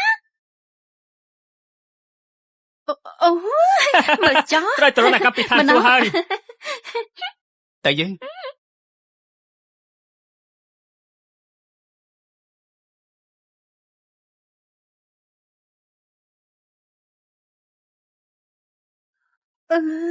កូនប្រសាល្អរបស់ម៉ែកូនត្រឡប់មកវិញហើយម៉ែស្មានថាជាតិនេះលែងបានជួបកូនហើយតើមកវិញល្អហើយសិតតែពួកអ្នកបំរើដែលគ្មានភ្នែកពុកជួយកូនចេញមុខលោកតាលោកយាយមិនកូនអ្នកទាំងពីរមានស្គរតែអត់ភ្លៀងអញ្ចឹងយំខ្លាំងម្ល៉េះទឹកភ្នែកគ្មានមួយដំណក់ដឹងហើយថាធ្វើប៉ុនពួកគាត់ដឹងយូរហើយថាប្រុសថោកទៀតនោះចង់សម្លាប់ពួកយើងមកពីសុំឈូសៀមិនឲ្យប្រាក់ពួកគាត់ចាយតែគាត់ធ្វើបែបនេះយាយចាស់ពិតជាសម្លាញ់បានល្អមែនពួកគេនៅចង់ឲ្យម៉ែយំរីតូចធ្វើជាប្រពន្ធចង់នៅរកលុយឲ្យពួកគេបន្តនាងលីនត្រឡប់មកផ្ទះវិញហើយថ្ងៃក្រោយរៀបចំធ្វើយ៉ាងម៉េចគឺគោរពតាមនាងជាធំសិទ្ធិគ្រប់គ្រងផ្ទះកិត្តិយសមួយណាក៏មិនឲ្យខ្វះយល់ទេក្រាបទូល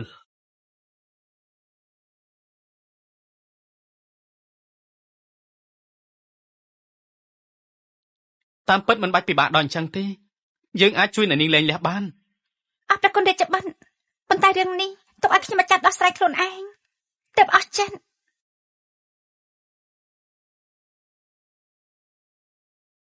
មានការអីឲ្យជើស៊ូហ្វូលីងចូលទៅក្នុងរាជវាំងមករកយើង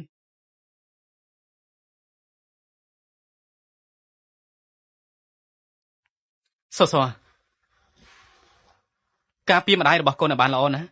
បើត្រូវការពុកជួយហៅពុកក្នុងចិត្តពុកអាចស្ដាប់លើដែរទេណាសាកមើលទៅពុកទៅហើយណា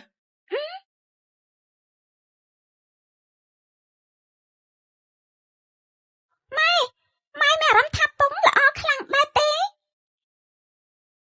ជាក្មេងកុំចេះដឹងរឿងមនុស្សធំអីរីករាយចំពោះសសនឹងខ្ញុំស្មោះត្រង់ហើយយកចិត្តទុកដាក់ណាស់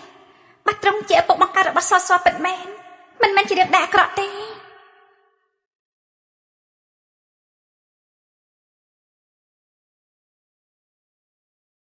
អ្នកណាហ៊ានឲ្យខ្ញុំរើកន្លែងខ្ញុំមានផ្ទៃពោះកូនត្រកូលយាកំពុងត្រូវការកន្លែងស្ងប់ស្ងាត់សម្រាប់អ្នកខ្លះមកដល់ភ្លាមចង់ដណ្ដើមបន្ទប់ជាមួយខ្ញុំមិនសូវចេះយកការពេលទៅដឹងនាង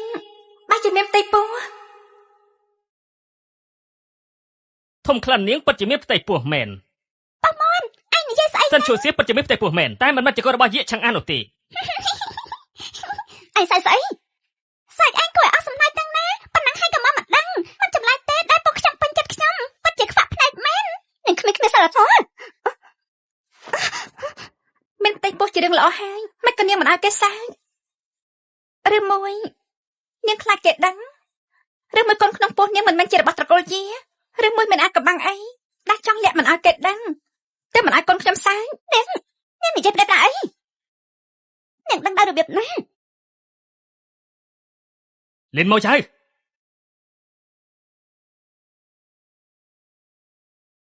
យ៉ាងណាក៏ពោះជើងជាព្រះប្រពន្ធមួយគ្រាដែរឈូសៀឥឡូវមានផ្ទៃពោះនាងចាំបាច់និយាយពាក្យនេះដាក់នាងដែរមែនប៉ុន្មានឆ្នាំមកនេះខ្ញុំជំពាក់នាងតែខ្ញុំនឹងឈូសៀស្លាញ់គ្នាដោយស្មោះនាងចូលពីបំណងប្រាថ្នានឹងទុតិយៈរបស់ខ្ញុំមកចៅនាងសុភាពរៀបសារចិត្តទូលាយនាងមិនអាចអនុគ្រោះឲ្យខ្ញុំទេភ័យពិតជាមនុស្សពីរនាក់រកផ្នែកមួយគូល្អគ្មានមែនស្លាញ់ដោយស្មោះយាយចង្អានអ្នកដែលលោកស្លាញ់គឺសិនឈូសៀហើយបានថាផ្លូវអំណាចជួយលោកឲ្យលឹកស្លាកយីហោបញ្ជាក់ថាជាផ្ទះអូប្រាំងជួយបំពេញបំណងឲ្យលោកបានតែឲ្យរបស់ពេលយ៉ាងមកស្អីគេលិខិតលែងលះនឹកបញ្ជាទ្រព្យសម្បត្តិទាំងអស់ដែលនៅក្រោមឈ្មោះខ្ញុំភូមិគ្រឹះនេះហាង7កន្លែងក្នុងរាជធានីទៀតដីខ្សែក្រៅក្រុងសុទ្ធតែជាញើសឈាមរបស់លិនម៉ូយ៉ៅរកតដៃពួកលោកថ្ងៃនេះរៀបចំអីវ៉ាន់ឲ្យចាក់ចេញទុកទីនេះឲ្យខ្ញុំថាម៉េចទ្រព្យសម្បត្តិតកូលយីមិនក៏ខ្លាចជារបស់នាងហើយយ៉ាម៉ូយ៉ាគ្រួសារតែមួយគិតល្អិតអីដល់ថ្នាក់ហ្នឹងកូនត្រឡប់មកវិញគឺល្អហើយថ្ងៃក្រោយពួកយើងរស់នៅដូចដើមចុះសម្រុងនឹងគ្នាមកតាចាស់យាយចាស់នេះក្រាស់ចេញចិញ្ចាំកំផាញ់ទៀតម៉ែឆាប់រត់ទៅពួកគេចង់ជញ្ជក់ឈាមម៉ែហើយម្ចាស់និយាយត្រូវលិនមកចាស់នេះកុំឲ្យមកឲ្យមិនចុះ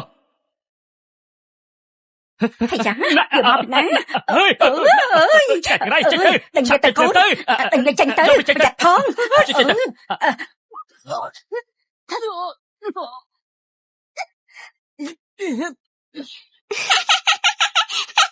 អ្នកណាហ៊ានប៉ះម្ចាស់យើង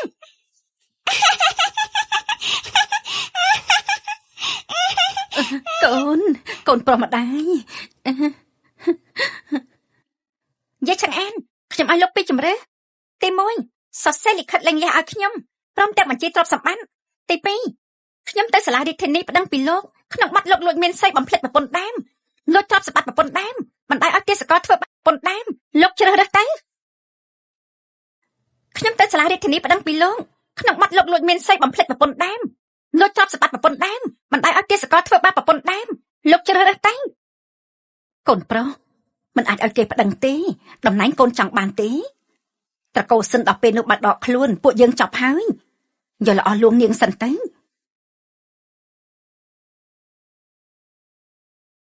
បានឡើងក៏បានប៉ុន្តែពិធីបុណ្យកំណើតបាយចិត្តដល់ហើយភ្ញៀវពេញផ្ទះបើបាយឆ្លៀតចេញទៅគ្រួសារយើងបានមកអស់ហើយចាំពិធីបុណ្យកំណើតបាយចប់ខ្ញុំនឹងផ្ដល់ចម្លើយឲ្យនាងបានពិធីខួបកំណើតចប់លិខិតលែងលះបញ្ជីទ្រព្យសម្បត្តិបាត់មួយមុខខ្ញុំអញ្ជើញរាជទាយានឲ្យត្រង់មកកាត់ក្តីឲ្យសសតែយើងកូនលោកយាយសចាន់ប៉ឲ្យពិធីបុណ្យកំណើតលោកយាយអកថាំងទុកជាមុនណាគ្មានហេតុផលសោះ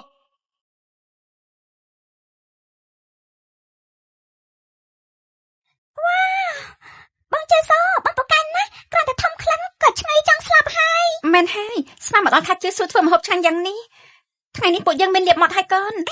អញក៏ចង់មកថ្ងៃនេះពួកយើងញ៉ាំបាច់ជប់ជុំគ្រួសារចាវាយបែបនេះគឺខុសច្បាប់ទម្លាប់ហើយពួកអ្នកដើរតាមខ្ញុំត្រូវស្ដាប់តាមខ្ញុំថ្ងៃនេះគ្មានអ្នកក្រៅទេកុំយកទម្លាប់មកនិយាយខ្ញុំប្រាប់ថាឲ្យអង្គុយមកហេតុអីមិនស្ដាប់ខ្ញុំម៉េសសបងស្រីឆាប់អង្គុយទៅសឃ្លានចង់យំហើយ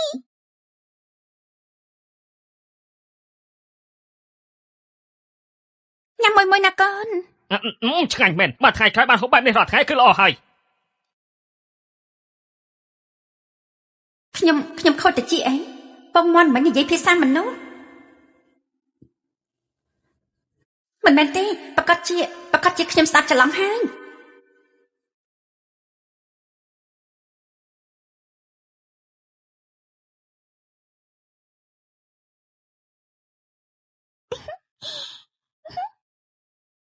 សូនរងលោកពុកមួយអ្នកម៉ែមួយខ្ញុំមួយនិងពងមន់មួយតាំងពីគេភ្ញាក់ពីក្នុងមឈូសមកសលេងជាក្មេងដែលចេះតែភ័យខ្លាចដាស់តាំងជាយអាយខ្ញុំកាលនោះគេឈឺអីតែក៏គេហៅខ្ញុំដែរពេលនេះនាងចេះចាប់ខ្មៅចេះហៅទេវតាបណ្ដាលមកពីភ័យខ្លាចស្លាប់ហើយរស់ឡើងវិញទេដឹងក៏ហាក់ដូចជាមិនសមហេតុផលក៏ប៉ុន្តែកាយភ្នែកនាងការពារខ្ញុំមិនអាចខ្លាំងខ្លាយទេមិនថាគេជាសឬជាអ្វីឡើយរួមរស់ជាមួយគ្នាមិនចោលគ្នាគេការពារខ្ញុំមានសុវត្ថិភាពជាក្មេងដែលចេះឈោះច្រត់ចង្កេះតវ៉ាមិនចេះខ្លាចអ្នកម៉ែសខ្ញុំរៀងឈិនសូយៈខ្ញុំបាត់ដឹងយូរហើយអ្នកមិនមែនជាមនុស្សទេគឺជាបិសាចកញ្ជ្រោងដែលចេះសន្តិខ្លួនគេហ្នឹងណាអ្នកម៉ែសខ្ញុំរៀងឈិនសូយៈខ្ញុំបាត់ដឹងយូរហើយអ្នកមិនមែនជាមនុស្សទេគឺជាបិសាចកញ្ជ្រោងដែលចេះសន្តិខ្លួនគេហ្នឹងណាខ្ញុំនេះសិបានរឿងអាស្រូវទៀតបិសាចកញ្ជ្រោងនេះណាតែមានដំណាក់បន្តិចបន្តួចពើភ្ជុះពើភ្លៀងមិនត្រឹមតែដណ្ដឹងអត្តសញ្ញាណអ្នកម៉ែទេថែមទាំងដណ្ដឹងស្វាមីអ្នកម៉ែទៀតគិតតែពីរឿងបើបាត់គេខ្ញុំនឹងចាត់ការនាងខ្ញុំត្រូវរកវិធីជួយអ្នកម៉ែតាមដល់ខ្ញុំដឹងពិបាកបរិយាយណាឈូសៀកជាមនុស្សខ្លាំងខ្លាយបើយកចិនអញដឹងថាប្រពន្ធដែលគេគិតរៀបការជាមួយយកចូលគ្រួសារជាមនុស្សខ្លាំងខ្លាយទស្សនភាពនេះច្បាស់ជាគួរឲ្យចង់ទេសនាហើយ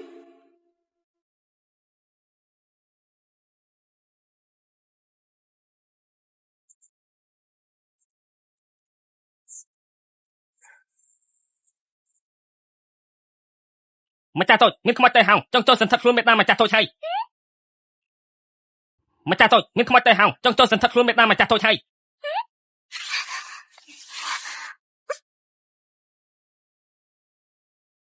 អើយចង់ស្លាប់ស្ដេចយមរាជតើសុំលើកលែងជីវិតខ្ញុំគ្រាន់តែចង់ខ្ចីខ្លួនសងសឹកមិនកាន់កាប់យូរទេហើយយ៉ាខ្ញុំស្លាប់គួរឲ្យអាណិតខ្លាំងណាស់ស្ដេចយមរាជតើកុំវាយខ្ញុំឲ្យបាច់ព្រលឹងអីយ៉ាងជឿនាងទៅចម្លែងបោកយមរាជតូចទេ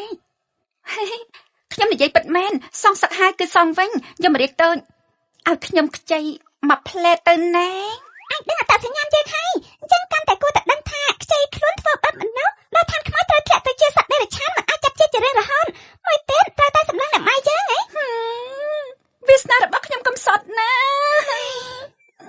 ហើយពិតជាកំសត់ខ្លាំងណាស់អាយ៉ានិយាយច្រើនម្ល៉េះបើមិននិយាយទៀតយើងវាយនាងហើយខ្ញុំនិយាយ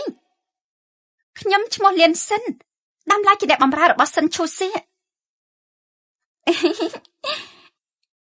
សត្រូវរបស់ស្ត្រីគឺជាមិនស្ដេចយមរាជតូចជួយខ្ញុំផងកាលនោះជាឆឹងអានសន្យានឹងខ្ញុំថាក្រោយពេលរៀបការជាមួយសិនឈូសៀរួចនឹងលើកខ្ញុំឲ្យធ្វើជាអនុអ្នកណាទៅដឹងក្រោយពួកគេរៀបការរួចខ្ញុំបាច់จะត្រូវទម្លាក់ឲ្យមកធ្វើអ្នកបម្រើដុតភ្លើងធ្វើបាបតាមអំពើចិនបន្ទាប់មកខ្ញុំមានផ្ទៃពោះនៅបញ្ជាឲ្យគេបោះខ្ញុំចូលក្នុងអណ្ដូងជ្រៅនៅក្រៅផ្ទះទៀតពេលនោះខ្ញុំលងទឹកស្លាប់កូនរបស់ខ្ញុំសំបីពន្លឺលើលោកនេះក៏គេមិនដែលបានឃើញផងវិញ្ញាណត្រីជាប់នៅបាត់អណ្ដូងស្លាប់យ៉ាងវេទនាខ្ញុំវេទនាខ្លាំងណាស់បានហើយចុះមានប្រយោជន៍អីទេអ្នកដឹងអត់ថាយកប្រឡប់ធ្វើមកខ្មោចបែបនេះគួរឲ្យខ្លាចខ្លាំងណាស់ណាស្ដេចយមរាជរាប់ថាជាមនុស្សដែរហើយចេះយើងអាចជួយនាងសងសឹក ពួកគេមិនត្រឹមតែជាសត្រូវរបស់នាងទេក៏ជាសត្រូវរបស់ម៉ែយ៉ាងដែរចាំដល់ពេលនាងសងសឹកបានសម្រេចនាងព្រមឲ្យយើងសូត្រធម៌ជូននាងបានទេខ្ញុំព្រម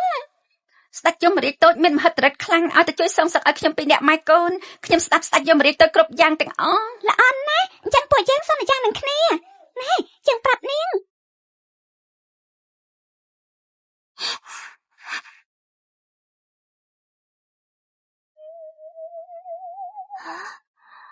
អ្នកម៉ែព្រះអាទិត្យឆ្អាតណាស់ហើយយ៉ាកូនដ៏ល្អរបស់ម៉ែនោះគឺជាព្រះច័ន្ទពួកយើងជាខ្មោចមិនអាចមើលឃើញព្រះអាទិត្យទេកូនកំសន់ឈប់យំដាច់យមរាជទៅខ្ញុំច្រើនឆ្នាំមកនេះចេះតែនិយាយពាក្យនឹងដដែលនាងខ្មោចខ្ញុំគ្រប់គ្រងផ្ដាប់គិតនៅក្នុងក្បាលស្ទើរតែមិនបានអីចាយើងមិនមកទោសនាងទេយើងដឹងថានាងមិនមានចេតនាកូនគឺជាសាច់ឈាមរបស់ម្ដាយស្រីមានផ្ទៃពោះត្រូវគេធ្វើបាបពិតជាមានគំនុំខ្លាំងជាងខ្មោចកុំគួនធម្មតាយើងមានវិធីជួយកាត់បន្ថយគំនុំនាងបានខ្លះខ្ញុំត្រូវតែបង្កើតឲ្យពុកនៅជាមួយគ្នាតែពីរនាក់ពុកត្រូវតែចាប់យកឱកាសឲ្យបានតាមយ៉ាងម៉េច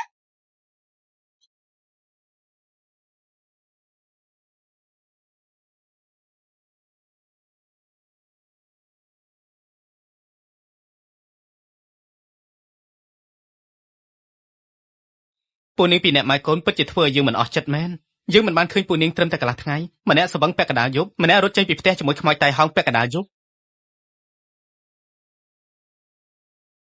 អ្នកណែមួយយ៉ាងស្ដាប់ខ្ញុំនិយាយសិនណាមិនមែនដូចដែលនាងឃើញមិនបាច់បកស្រាយយើងមិនមែនជាព្រាននារីទេ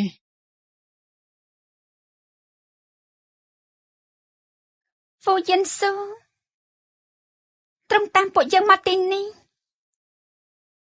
ហត់នៅទេ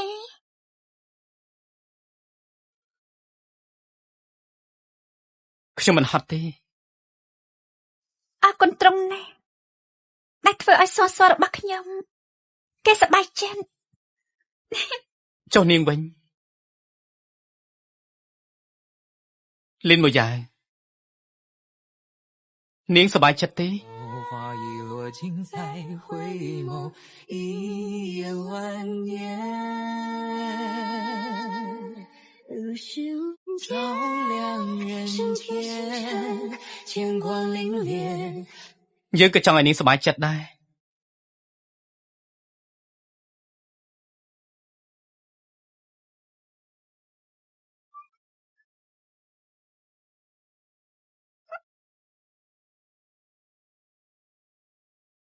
សសមិនក៏កូនតាន់គេកូនមកធ្វើអីនៅទីនេះស្ងាត់លប៉ុននិយាយតិចតិចមានរឿងល្អមក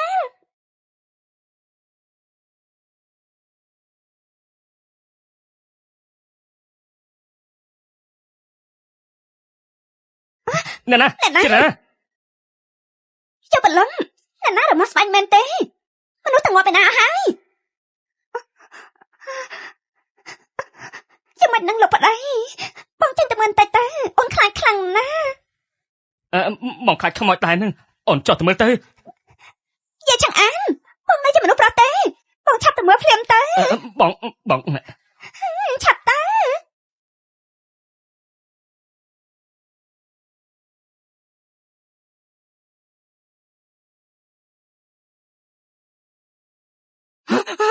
លៀងសិនស្លាប់មកវិញហើយគឺនាងខ្ញុំស្លាប់វេទនាណាស់កូនខ្ញុំស្លាប់វេទនាណាស់ពួកឯងសងជីវិតមកសិនឈូសៀសងជីវិតមកសងមក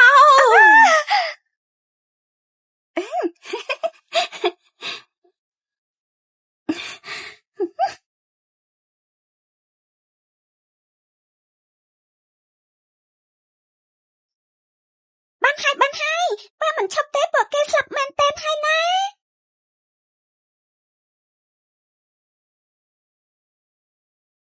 សងមិនបាច់ប្រញាប់មួយពេលទេនាងមើលកំណុំរលាយខ្លះហើយណា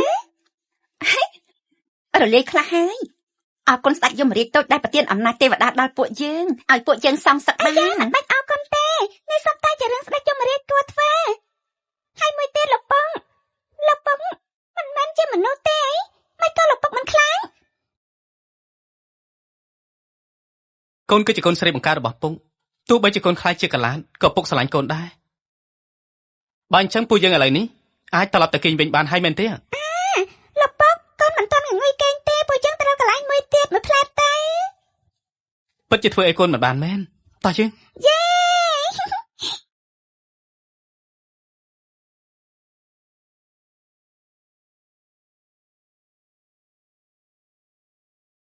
ក្លិនស្ដាង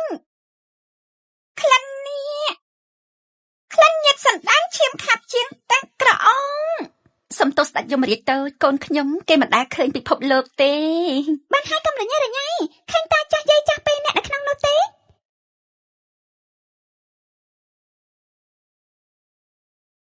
ចុកថ្នាំពីរគ្រាប់នេះញាត់ចូលមាត់ពួកគេរួចទេម្នាក់មួយកំភ្លៀងតែចាស់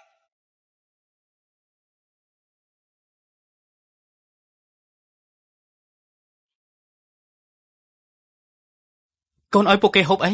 ថ្នាំគ្រាប់និយាយការពិតចំនួនថ្មីដែលលើកមុនប្រើបោះអាក្រាតគ្រូថ្មប៉ុន្តែផលប៉ះពាល់គឺមានប្រាក់អំពើហិង្សាខ្លាំងបន្តិចហើ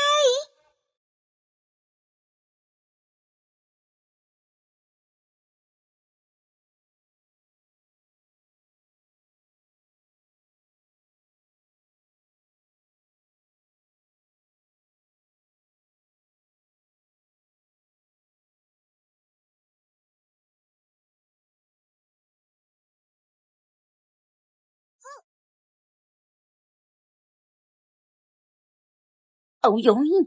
ហេតុអីនេះវាយយើង អី អឺ តាចាស់ឯងនេះមិនក៏វាយយើង យាយចាស់ខ្មោចឈួតឯងនេះបើមិនមែនជាមកពីគ្រួសារតូចតាចខ្មោចទៅព្រមរស់នៅជាមួយនាងកាលនោះបើមិនមែនឃើញនាងមានថ្លៃបណ្ដាការច្រើនសូម្បីតែអ្នកល្ខោនក៏គេមិនចង់រៀបការជាមួយនាងដែរ យើងបាយឯងឯងបោកយកទៅចំសៃខាងក្រៅអស់ហើយនៅថាយើងជាអ្នករស់ស៊ីឯងចេះស្អីឯងចេះអាចកោស្អី នាងកុំស្មានថាយើងមិនដឹងនាងលួចតាក់ទងជាមួយនឹងបងលោកយានជូហើយនាងកុំស្មានថាយើងមិនដឹងនាងលួចតាក់ទងជាមួយនឹងបងលោកយានជូណាស់មកហើយរាល់ដងនាងនិយាយថាត្រឡប់ទៅគ្រួសារខាងម្ដាយតាមពិតទៅលួចតាក់ទងជាមួយនឹងគេនាងលួចទៅសហាយស្មាត់តែយើងមិនដឹងទោះយើងមានសហាយក៏សហាយយើងគ្រាន់តែជាងឯងយើងចង់ឲ្យឯងឆាប់ងាប់ នាងថ្ងៃនេះជានឹងវាយនាងឯងឲ្យងាប់ ឯងហ៊ានវាយយើងហ៎វាយយើងហ៎អុយអាតាកចាស់ងាប់ទៅចេញទៅអាយ៉យអើយកូនមិនណាវាយឲ្យខ្លាំងឲ្យសមនឹងពួកឯងធ្វើបាបម៉ែរបស់យើង សសថ្នាំគ្រាប់និយាយការពិតនេះអាចឲ្យពុកសុំប្រមាណគ្រាប់បានទេបើយកទៅសួរចម្លើយចារកម្មប្រទេសផ្សេងពិតជាដូចខ្លាដុសស្លាប់យ៉ាងអញ្ចឹងណាមានច្រើនណាស់កូននេះពិតជាផលិតជាលក្ខណៈឧស្សាហកម្មមែន លពងសសងងុយគេឆៃលពុកជូនខ្ញុំត្រឡប់ទៅគេងវិញទេ បាន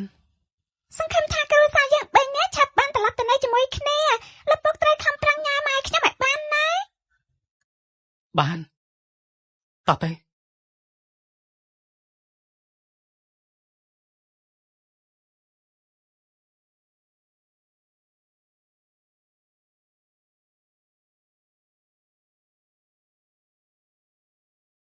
អញត្រូវខ្មោចចូលហ៎ហ៎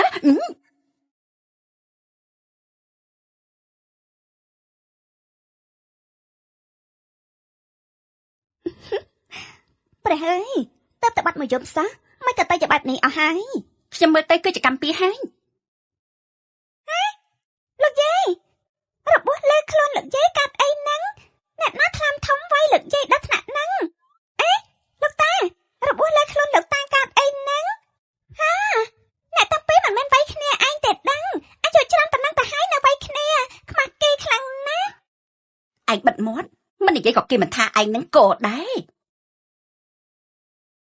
ផ្លាត់ធ្វើស្អីទេយេសសឯងជាគ្មានពុជគួរតែងាប់ និយាយចឹងអានលោកនេះជាមនុស្សទេលោកហ៊ានជាកូនបង្កើតថាជាក្មេងអត់ពូចុះលោកជាស្អីបើហៅថាមនុស្សអត់កំណត់សមទេ លិនមកចៅខ្ញុំប្រាប់នាងកុំឲ្យរញ៉េរញ៉ៃ ខ្ញុំចិត្តខ្លាចជាមន្ត្រីក្រសួងហិរញ្ញវត្ថុដែលក្មេងជាងគេហើយចាចេញពីខ្ញុំនាងសុំតែរកតាចាស់ដែលពោះម៉ាយប៉ុណ្ណោះនាងដាច់ចិត្តមែនទេគេគិតបានល្អណាស់លោកពុកជ័យរាជតាជាតិចាំមិនឲ្យអ្នកណាធ្វើបាបម៉ែយើងបានផលល្អទេរាជសារមកដល់ចាំមើលទៅលៀនមួយឆៅបន្តិចទៀតនាងនឹងស្ដាយក្រោយនៅទង្វើរបស់នាងធ្វើដាក់យើងព្រះអង្គមានរាជបញ្ជាយាចង់អានបម្រើការងារនៅសំណាក់ហិរញ្ញវត្ថុយូរណាស់មកហើយឧស្សាហ៍ព្យាយាមមានស្នាដៃល្អម្យ៉ាងទៀតចេះដឹងជ្រៅជ្រះជាសសរទ្រូងនៃមហាមិញរបស់យើងដូច្នេះយើងមើលឃើញថាអាចចូលមកប្រើការបានយើងតែតាំងយាចង់អានធ្វើជាអ្នកមើលថែសេះក្នុងរាជវាំងចាប់រាជសារទទួលរាជបញ្ជាទៅព្រះគុណព្រះអង្គនេះស្អីគេអ្នកមើលថែសេះក្នុងរាជវាំងនេះក៏ស្ដាប់អញ្ចឹងពិតជាគ្មានបបថាប៉ាត់មែនគេឲ្យតែដាក់ចំណីសេះហ្នឹងណាមិនអាចទេប្រកាសជាមិនអាចទេគឺលេងមួយយ៉ាងស្រីថោកទៀតនេះគឺនាងលេងល្បាញមិនចង់ឲ្យគ្រួសារយើងបានសងជាងសម្រាប់នាងឯងមានក្បាលប៉ុន្មានហ៊ានប៉ះពាល់អ្នកម៉ែយើងឯងមានក្បាលប៉ុន្មានហ៊ានប៉ះពាល់អ្នកម៉ែយើងឯងមិនមែនជាមនុស្សទេយើងមិនមែនជាមនុស្សល្មមនឹងចាត់ការស្រីបេសាកញ្ជ្រឹងដូចជាឯងពួកឯងឈប់ភ្លាមយើងចាំមើលថាអ្នកណាហ៊ានធ្វើបាបខ្លួនស្រីរបស់យើងជួយខ្ញុំផងបងប្រតិ5សុំជួយយាខ្លាញ់ខ្លួនជាអ្នកម៉ែយើងអញ្ចឹងអ្នកម៉ែនេះមិនមែនជាសាច់ញាតិម៉ែយើងទេបើហឺនមែនអ្នកណាហ៊ានប៉ះពាល់កូនស្រីយើងម្ចាស់តូចឆាប់មើលលោកយាយនៅពូទី5របស់ម្ចាស់តូចមកហើយលោកយាយម្នាក់នេះបែរជាមកការពារកូនខ្លាញ់ខ្លាយមកធ្វើបាបកូនបង្កើតខ្លួនឯងពិតជាសាងបាបមែនបើនាងដឹងថាកូនម៉ែដោះបីត្រឡប់មកវិញកាលនោះតាមពិតជាកូនម៉ែដោះនោះហើយកូនបង្កើតនាងបែរជាត្រូវបោះបង់ចោលនៅវាហៅឋានមានអ្នកណានេះថាលិនមុខយ៉ាងជាកូនស្រីយើងហ៎វាយយើងមកដៃនេះប្រកាសជាពួកគេមានគម្រោងទុកមុនហើយទោះជាបិសាចក៏យើងមិនជឿដែរថាបិសាចនោះមានសមត្ថភាពបែបនេះកុំមកបន្លំអញគេខុសហើយចឹងគឺជាទទួល8ចំនួនរបស់ពួកឯងបិសាចឯងគឺបិសាចកលាខ្លួនទៅនិមន្តដាច់គុណជៀនចិនពីវត្តស៊ឺខ្វាងមកយើងចង់ដិតពួកគេនេះឲ្យវាងាប់ទាំងរស់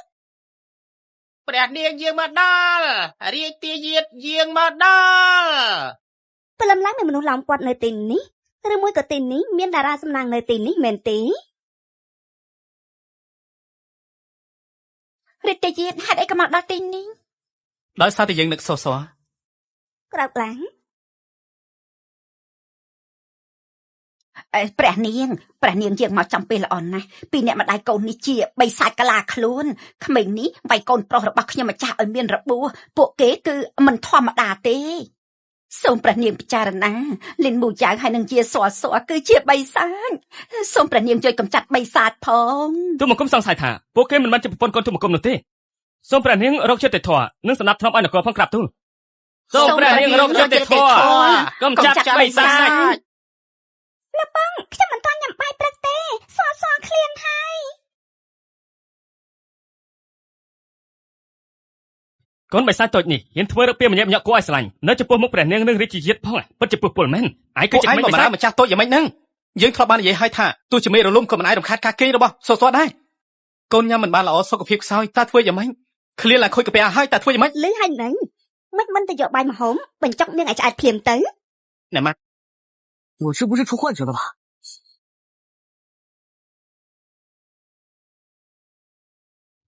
ណែមកយើងចូលចិត្តក្មេងស្រីដែលសោយមកហូបយ៉ាងឆ្ងាញ់មុខមាត់ស្រស់ស្អាតបែបនេះណារាល់ថ្ងៃយកសពចង់បានចៅស្រីតូចបែបនេះព្រះជាម្ចាស់ពិតជាសក្តាប្រណីខ្ញុំពិតមែនដែលប្រទានសរឲ្យពួកយើង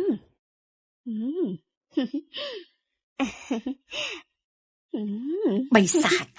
ប្រកាសជាបិសាចកលាខ្លួនហើយមានឫទ្ធិអំណាចខ្លាំងក្លាទៀតបោកមនុស្សឲ្យចិត្តត្រជាក់នៅនគរពេញមិនដែលជួបទេ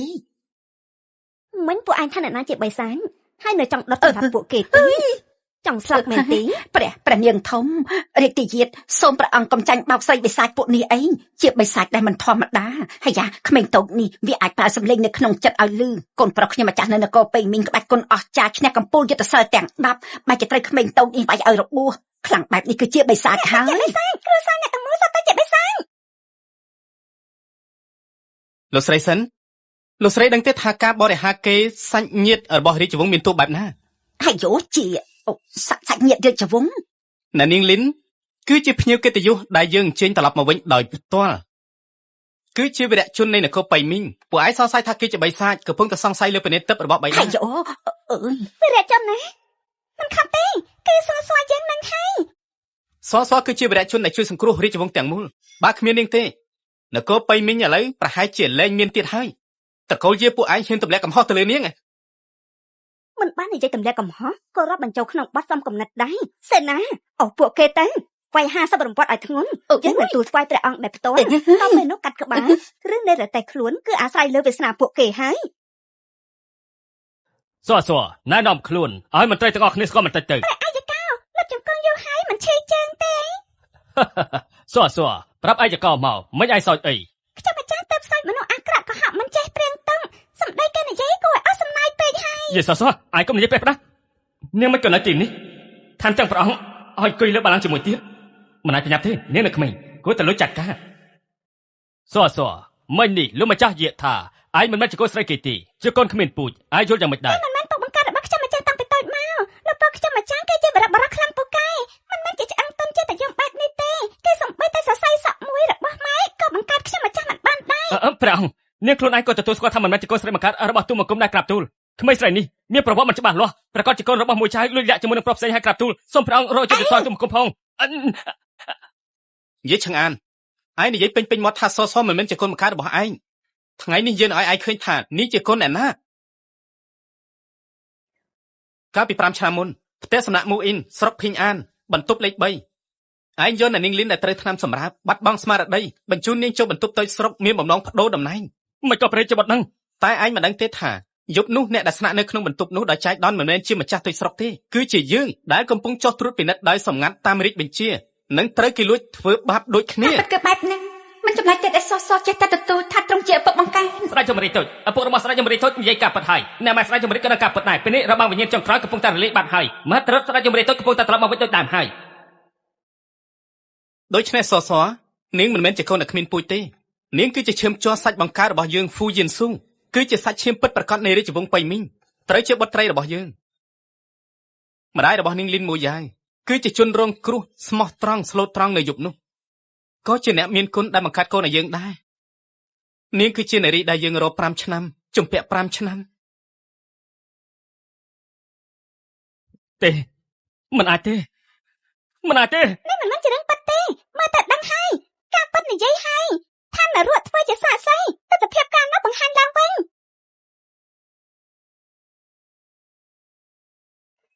ការប៉ិតបាននិយាយហើយថានរៈធ្វើជាសាក្សីទស្សនភាពការនោះបង្ហាញឡើងវិញ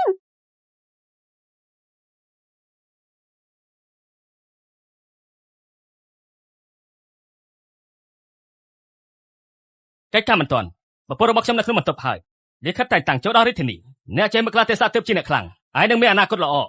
ខ្ញុំប្រកាសជាណែនាំឯងទៅថ្នាក់លើ លេនមកចៅក៏មិនទោះថាខ្ញុំចិត្តដាច់នាងរៀបការជាមួយជាងហើយត្រួតត្រៃផ្លូវយើងគឺជាកតាបកិច្ចរបស់នាង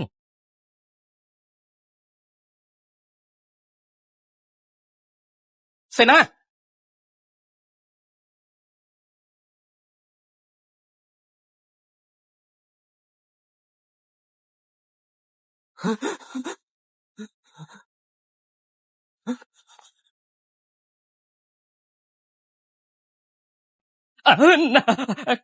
ក្បាក់លោកម្ចាស់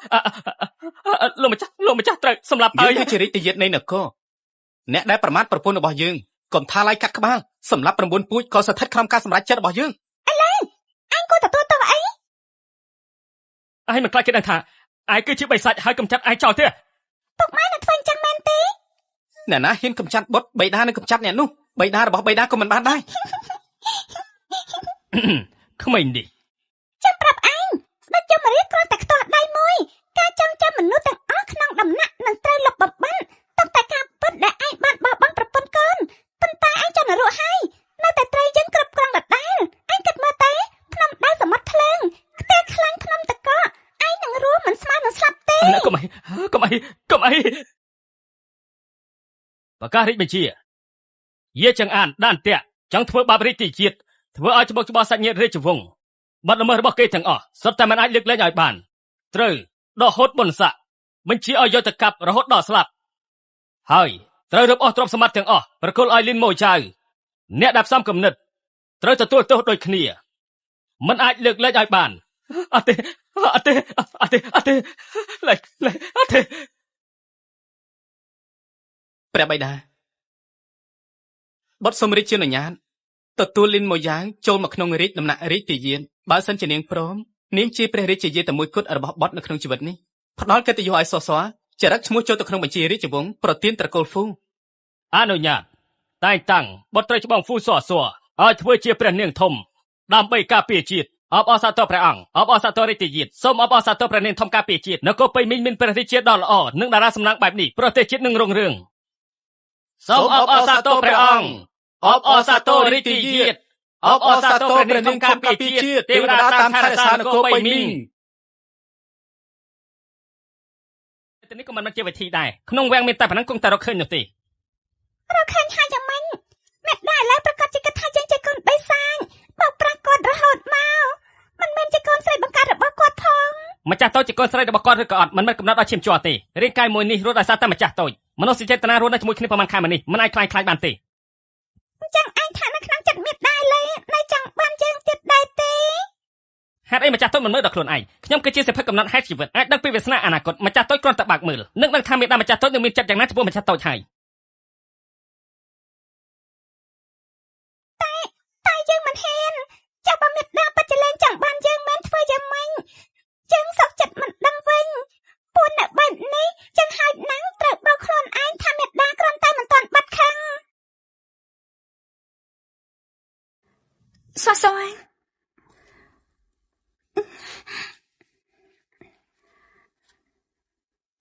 កូនពុនទីនេះម្នាក់ឯងមិនខ្លាចងងឹតទេឯងខ្ញុំជាស្ដេចយមរាជថានរកងងឹតជាងនេះទៅទៀតបាញ់ចាំបាត់ខ្លាចមេដាដែរឬអត់ខ្លាចមេដាលែងចង់បានបាត់ទៀតកូនល្ងងមេដាមិនអាចមិនចង់បានកូនទេព្រោះបាត់មិនមែនជាសសដោយការពីមុនទេបាត់គេជាស្ដេចយមរាជតូចជាអ្នកដែលខ្មៅខេងខ្មៅបាត់ដណ្ដើមរាងកាយនាងហើយថែមទាំងបោកប្រាស់មេដាទៀតការពិតមេដាគួរតែអរគុណបាត់អរគុណដែលបាត់ធ្វើឲ្យសសរបស់មេដានៅក្បែរមេដាបានចេះរត់ចេះលើត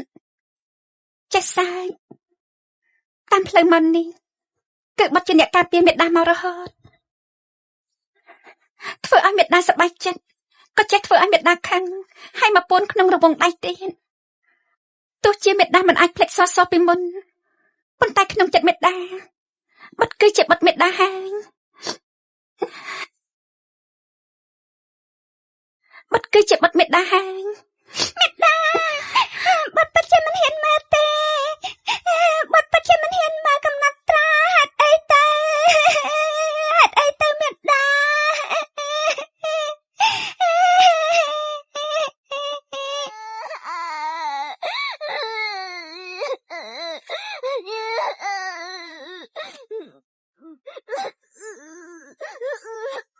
បុត្រីមានគ្រួសារហើយចុះយើងវិញពេលណាទើបមកយ៉ាងទទួលយកយើងបាន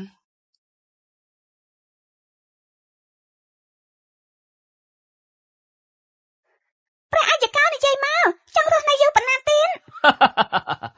ហើយចាសួរមិននេះព្រះអាយកោគិតហើយអាចរស់បាន50ឆ្នាំទៀតអត់បែបនេះព្រះអាយកោអាចបំពេញបំណងប្រាថ្នានៅក្នុងជីវិតរបស់ព្រះអាយកោសពគ្រប់ហើយមិនសោកស្ដាយទៀតនោះទេប៉ុន្តែអាយុជីវិតមនុស្សទេវតាជាអ្នកកំណត់មិនអាចគ្រប់គ្រងការស្លាប់ដោយចិត្តខ្លួនឯងបានទេរកបាន50ឆ្នាំទៀតយកធ្វើស្អីទៅថែមឲ្យ500ឆ្នាំព្រះអាយកោធ្វើរឿងដែលចង់ធ្វើចិត្តនេះអត់ទេហើយចាសួរមានតែដែលមានចិត្តទូលាយអាចកាន់សភៅស្អីនឹងមើលទៅធ្ងន់ណាស់មើលទៅក៏រៀងចម្លែកណាស់ដែរសិភៅកំណត់ហេតុរបស់ឋាននរកហ្នឹងណាព្រះអាយកោមើលទៅឈ្មោះព្រះអាយកោនៅទីនេះ500ឆ្នាំធ្វើឲ្យព្រះអាយកោសប្បាយចិត្តខ្ញុំមកចាត់ថែម1000ឆ្នាំទៀត100ឆ្នាំមានសត្វមួយប្រភេទឈ្មោះថាអណ្ដើក1000ឆ្នាំនោះអី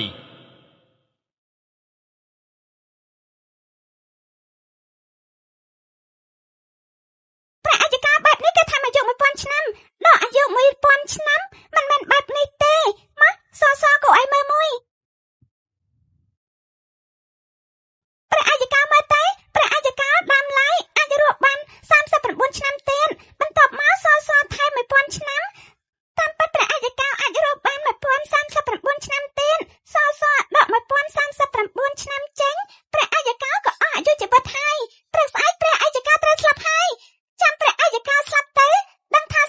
យាយប៉ាត់មែនហើយ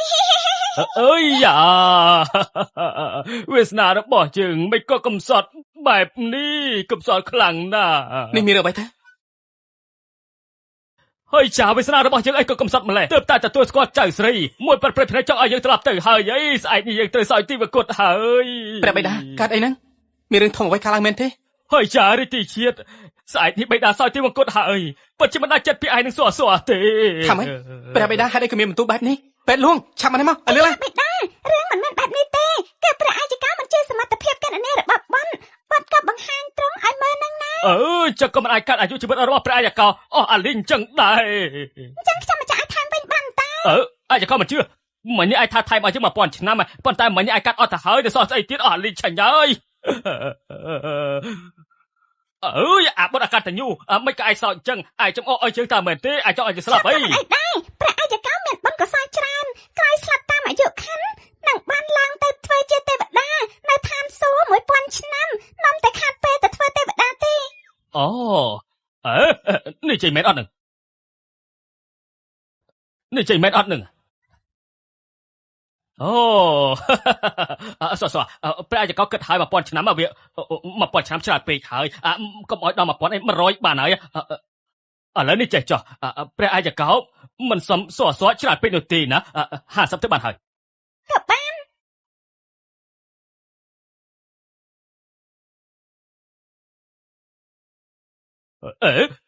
ហើយចុះព្រះអាយកោមានអារម្មណ៍ថាដូចជាចម្លែកខ្លាំងណាស់ កម្មសិទ្ធិកំណត់ហេតុជីវិតក៏គ្មានប្រយោជន៍អីដែរគ្មានអ្នកណាចង់រស់នៅបន្ថែមប៉ុន្មានរយឆ្នាំទេគ្មានន័យសោះ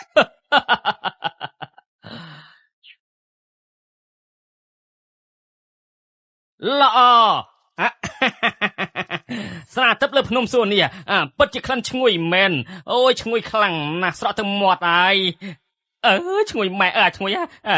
សៀបៃនាងហាត់បន្តិចទៅមើលហើយយ៉ារសជាតិអាចជើង ស្ដេចយមរាជហាត់បន្តិចយើងដឹងហើយឥឡូវនេះវិស្មការក៏ត្រូវបញ្ចប់ដែរពួកយើងគួរតែធ្វើការធម្មតាហើយឥឡូវយកសភៅកំណត់ហេតុជីវិតឲ្យជើងមក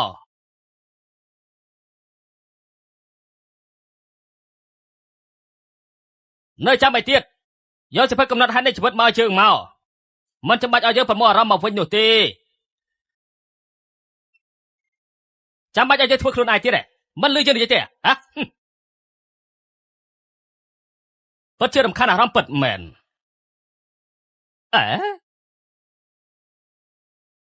នេះយើងចាំថាដល់នៅទីនេះតាសៀវភៅកំណត់ហេតុនៃជីវិតណាឆាប់និយាយមកចាប់ហើយអ្នកបំរើចាប់ខ្មោចទាំងអស់នៅក្នុងនរក18ជាន់ចូលមកឲ្យយើងនឹងដាក់ទោសពួកវាឲ្យធ្ងន់ធ្ងរ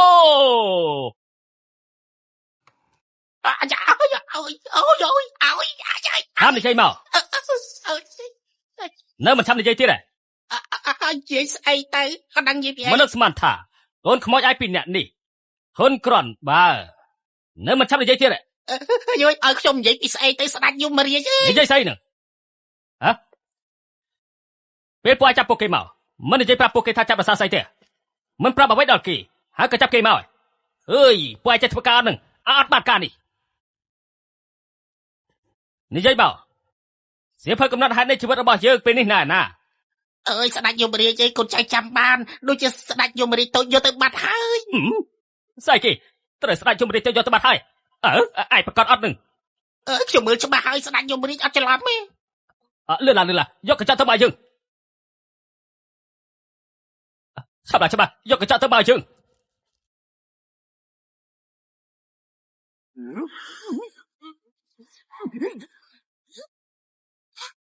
អាយូពិតជានេះចំអកនេះយកទៅមែននៅថ្មីចេះតែម្ដងមើលនេះទៅនេះទៅគួរឲ្យស្រឡាញ់ណាបងប្អូនណាសុំទោសផងមិញនេះវាយច្រឡំពួកឯងហើយតែប៉ុន្តែមើលតែក្មេងតូចនេះពិតសប្បាយទេយើងក៏សប្បាយទៅតាមនឹងដែរមកគ្រប់គ្នាឆាប់ក្រោកខ្លាំងមករឿងនេះគឺជាការជួបច្រឡំសត្វយប់នេះឋានរូបពួកជើងណាធ្វើមហូប ដើម្បីធ្វើពិធីជប់លៀង ស្ដេចយមរាជសៀវភៅកំណត់ហេតុជីវិតរបស់ពួកយើងបាត់ហើយធ្វើការយ៉ាងម៉េចទៅ សៀវហើយឯងសួរបានល្អបើអញ្ចឹងពួកយើងចាំឡាបន្តលេងភ្លេងរំសប្បាយទាំងអស់គ្នាចាំមក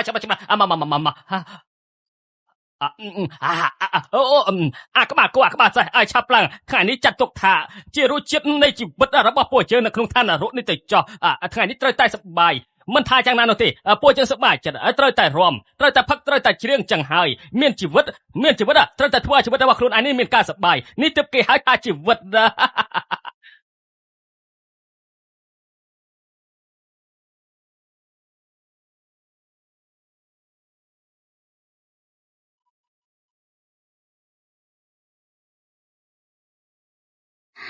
អរគុណ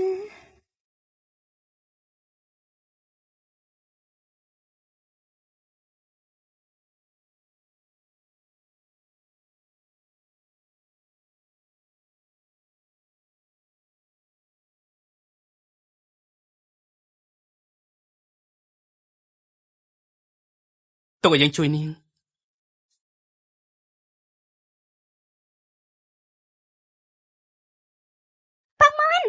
អញមើលបេដារបស់យើងដូចជាឆ្កែជាងអញទៅទៀតមេដាតាណាបេដាតានឹងឥឡូវបើត្រង់មានកន្ទុយប្រហែលជាក្រវីដល់លើមេឃហើយមើលទៅអូយដូចជាមិនយល់សោះ តែឆ្កែដូចពួកយើងគ្មានល្បិចច្រើនអីនោះទេ ព្រះរាជបុត្រត្រង់មានរាជកិច្ចដែលរវល់ច្រើនណាស់ខ្ញុំមិនចាស់ដឹងថារាជកិច្ចក៏ដូចភ្នំរាជយានមិនចូលវាំងមើលរាជកិច្ចតិចទេប្រពន្ធម្ចាស់ ព្រះបិតាយើងឈប់សម្រាកហើយថាឲ្យយើងមកនៅទីនេះជួយនាង អើយរាជបុត្រចាំមកសៀតអត់បានការនេះគេតាមមនុស្សស្រីមានអីពាក់ព័ន្ធជាមួយនឹងយើង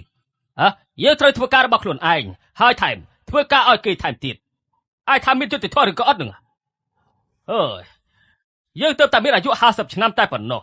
មិនអាចឲ្យយើងមកធ្វើជាកម្មករបានទេអាយសោះស្អីអើយ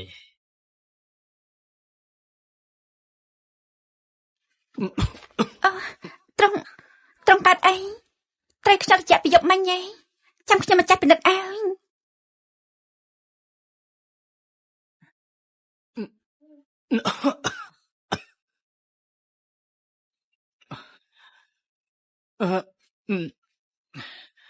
មួយរយៈនេះរៀងមិនសូវស្រួលខ្លួនប្រហែលជាហត់ពេកហើយមើលទៅ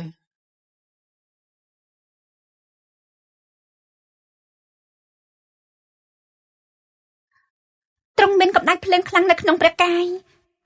ពឹងលើថ្នាំតែម្យ៉ាងគឺមិនបានទេត្រូវតែរកវិធីបញ្ចុះកម្ដៅអញ្ចឹងត្រង់ត្រូវយ៉ាងម៉េចមួយយ៉ាងនាងនិយាយត្រង់មកមិនអីទេយើងស្ដាប់ណា និយាយនៅទីនេះគឺមិនស្រួលទេសូមត្រង់មកតាមខ្ញុំម្ចាស់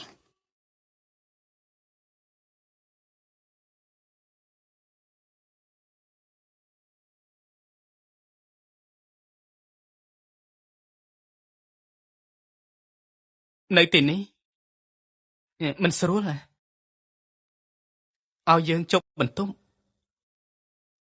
ឬមួយក៏យើងចិត្តខ្លាចជាពេញសិទ្ធហើយណែចាំផង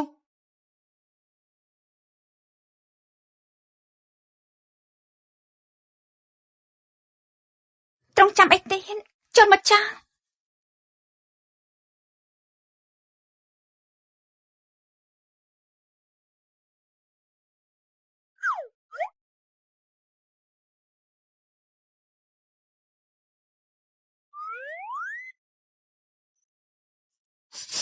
ខ្ញុំធំក្លិននៃសេចក្តីស្នេហាម្ចាស់តើកុំចូលទៅបំផ្លាញរឿងល្អរបស់ពួកគេអី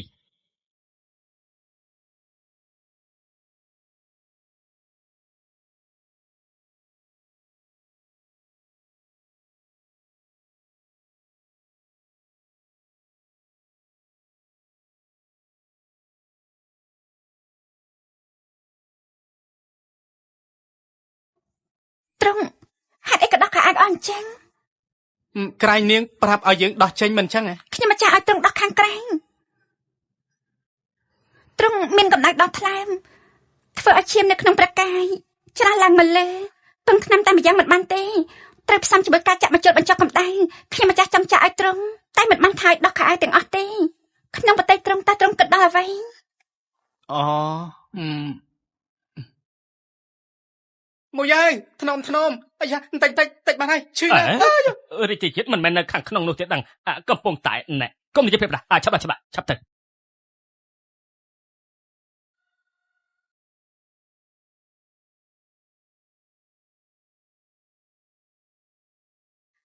ព្រះរាជបុត្រអរប្រគុណដែលជួយមើលថែសសរំខានដល់ព្រះរាជបុត្រហើយមួយយាយដឹងទេថាយើងមិនចង់ស្ដាប់ពីអរគុណទេព្រះរាជបុត្រទ្រង់ជារាជទាយាទអនាគតជាស្ដេចផែនដី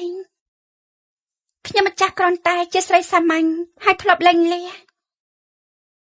ព្រះរាជបុត្រក៏បង្ខំប្រតិទទួលស្គាល់ដោយសារតែរឿងពីមុនឬក៏ដោយសារសសអីយើងគ្រាន់តែចាប់ជាតិបានល្អកាត់ក្នុងរាជវង្សទើបមានអ្វីដូចសពថ្ងៃនេះប៉ុន្តែនាងមិនដូចគ្នាទេប្រហែលឆ្នាំនេះនាងតែម្នាក់ឯងចិញ្ចឹមបីបាច់សឲ្យឆ្លាតហើយនឹងចិត្តល្អបែបនេះមួយយ៉ាងនាងគឺជានារីដែលរឹងមាំបំផុតអស្ចារ្យបំផុតដែលយើងមិនធ្លាប់ជួបយើងសូមស្បត់នៅចំពោះមុខមេឃដីមួយជីវិតនេះមិនរៀបអភិសេកជាមួយអ្នកណាក្រៅពីលិនមួយយ៉ាងនោះទេព្រះជាយាយរបស់យើងអគ្គមហេសីអនាគតរបស់យើងគឺមានតែនាងប៉ុណ្ណោះក្រៅពីនេះគឺមិនអាចទេបើសិនជាខុសពាក្យសម្បត្តិយើងសុបចិត្តឲ្យរន្ទះបាញ់បានហើយខ្ញុំម្ចាស់មិនចង់ឲ្យសសគ្មានឪពុកទេបាញ់ចឹងខ្ញុំម្ចាស់ឲ្យឱកាសមួយដល់ទ្រង់មើលទឹកប្រតិរបស់ទ្រង់ហើយ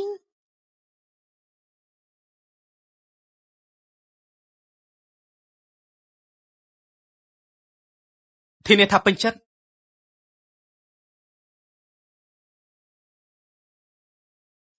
បងមនជើងធំក្លិនផ្អែមល្ហែមចាំមកឯងខូចហើយមែនទេចាំយើងបេះបដូរថ្មីឲ្យឯងចាំបន្តិចណាវ៉ាវជួយផងស្ដេចយមរាជទៅធ្វើបាបគេទៀតហើយ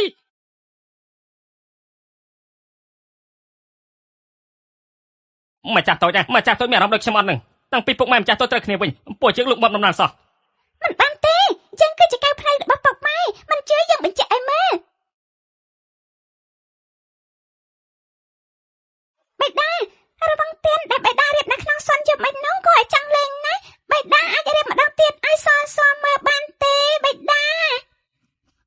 នេះណាចាំពេលដែលបុតមិននៅចាំបេដារៀបទៀតចាំបេដាពេលណាបេដាធ្វើជន់ឲ្យមេដាទៀតស្នេហ៍សក់ឆាអាក្រក់លើកមុននោះសដំបងមិនដឹងថាបេដាធ្វើដល់ផ្ទាល់ដៃទេទោះបីជាអាក្រក់តែអាក្រក់គួរឲ្យស្រឡាញ់បេដាពេលណាធ្វើរបស់គួរឲ្យស្រឡាញ់មួយទៀតតែបេដាបាត់ចង់បានទៀតសកុំចាក់ដល់បេដាបនស្ទាបសក់នោះបេដាឆ្លាក់3ថ្ងៃហើយមុតដៃប្រហែលកន្លែងហើយណែមួយយ៉ាងនេះជូនអូននេះជាគុយខ្យងដែលណានហើយទើបតែថ្វាយមក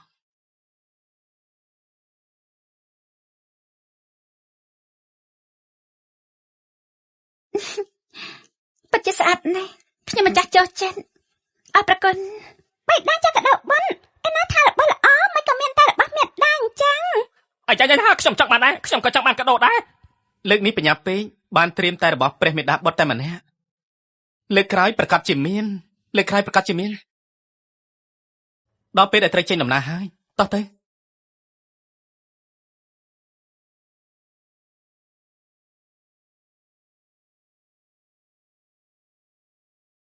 បងមុនពេលមុនបេដានិងមេដាសុទ្ធតែឲ្យយើងថាកៅភ្នែងតាមពិតសុទ្ធតែជាពាក្យបងប្រាប់តាមការសង្កេតរបស់ឆ្កែម្ចាស់ដូចជាតំណែងថែមតែមួយថែមមួយបងមុនចឹងសម្រាប់ចិត្តហើយចឹងចង់រត់ចេញពីផ្ទះចាប់ពីពេលនេះទេពួកគាត់តែត្បូងខ្ញុំតែជើងខ្យល់ភ្លៀងមិនស្គាល់គ្នាភ្នំទឹកមិនជួបគ្នាចឹងណាគាត់ក៏មិនជួបគ្នាដែរតែឆ្កែដូចជាខ្ញុំមិនចង់ទៅទេទៅជាមួយម្ចាស់ទៅប្រាជាត្រឹកដីវិរហោឋានសូម្បីតែចឹងតែគ្មានស្អីក៏គ្មានបានគៀមផងសូម្បីតែឯងក៏បោះបង់ចឹងដែរបងមុនកាត់អីណាសោះធំក្លិនមិនល្អហើយមានធំក្លិនបិសាចជាជ្រុងនៅទីនេះ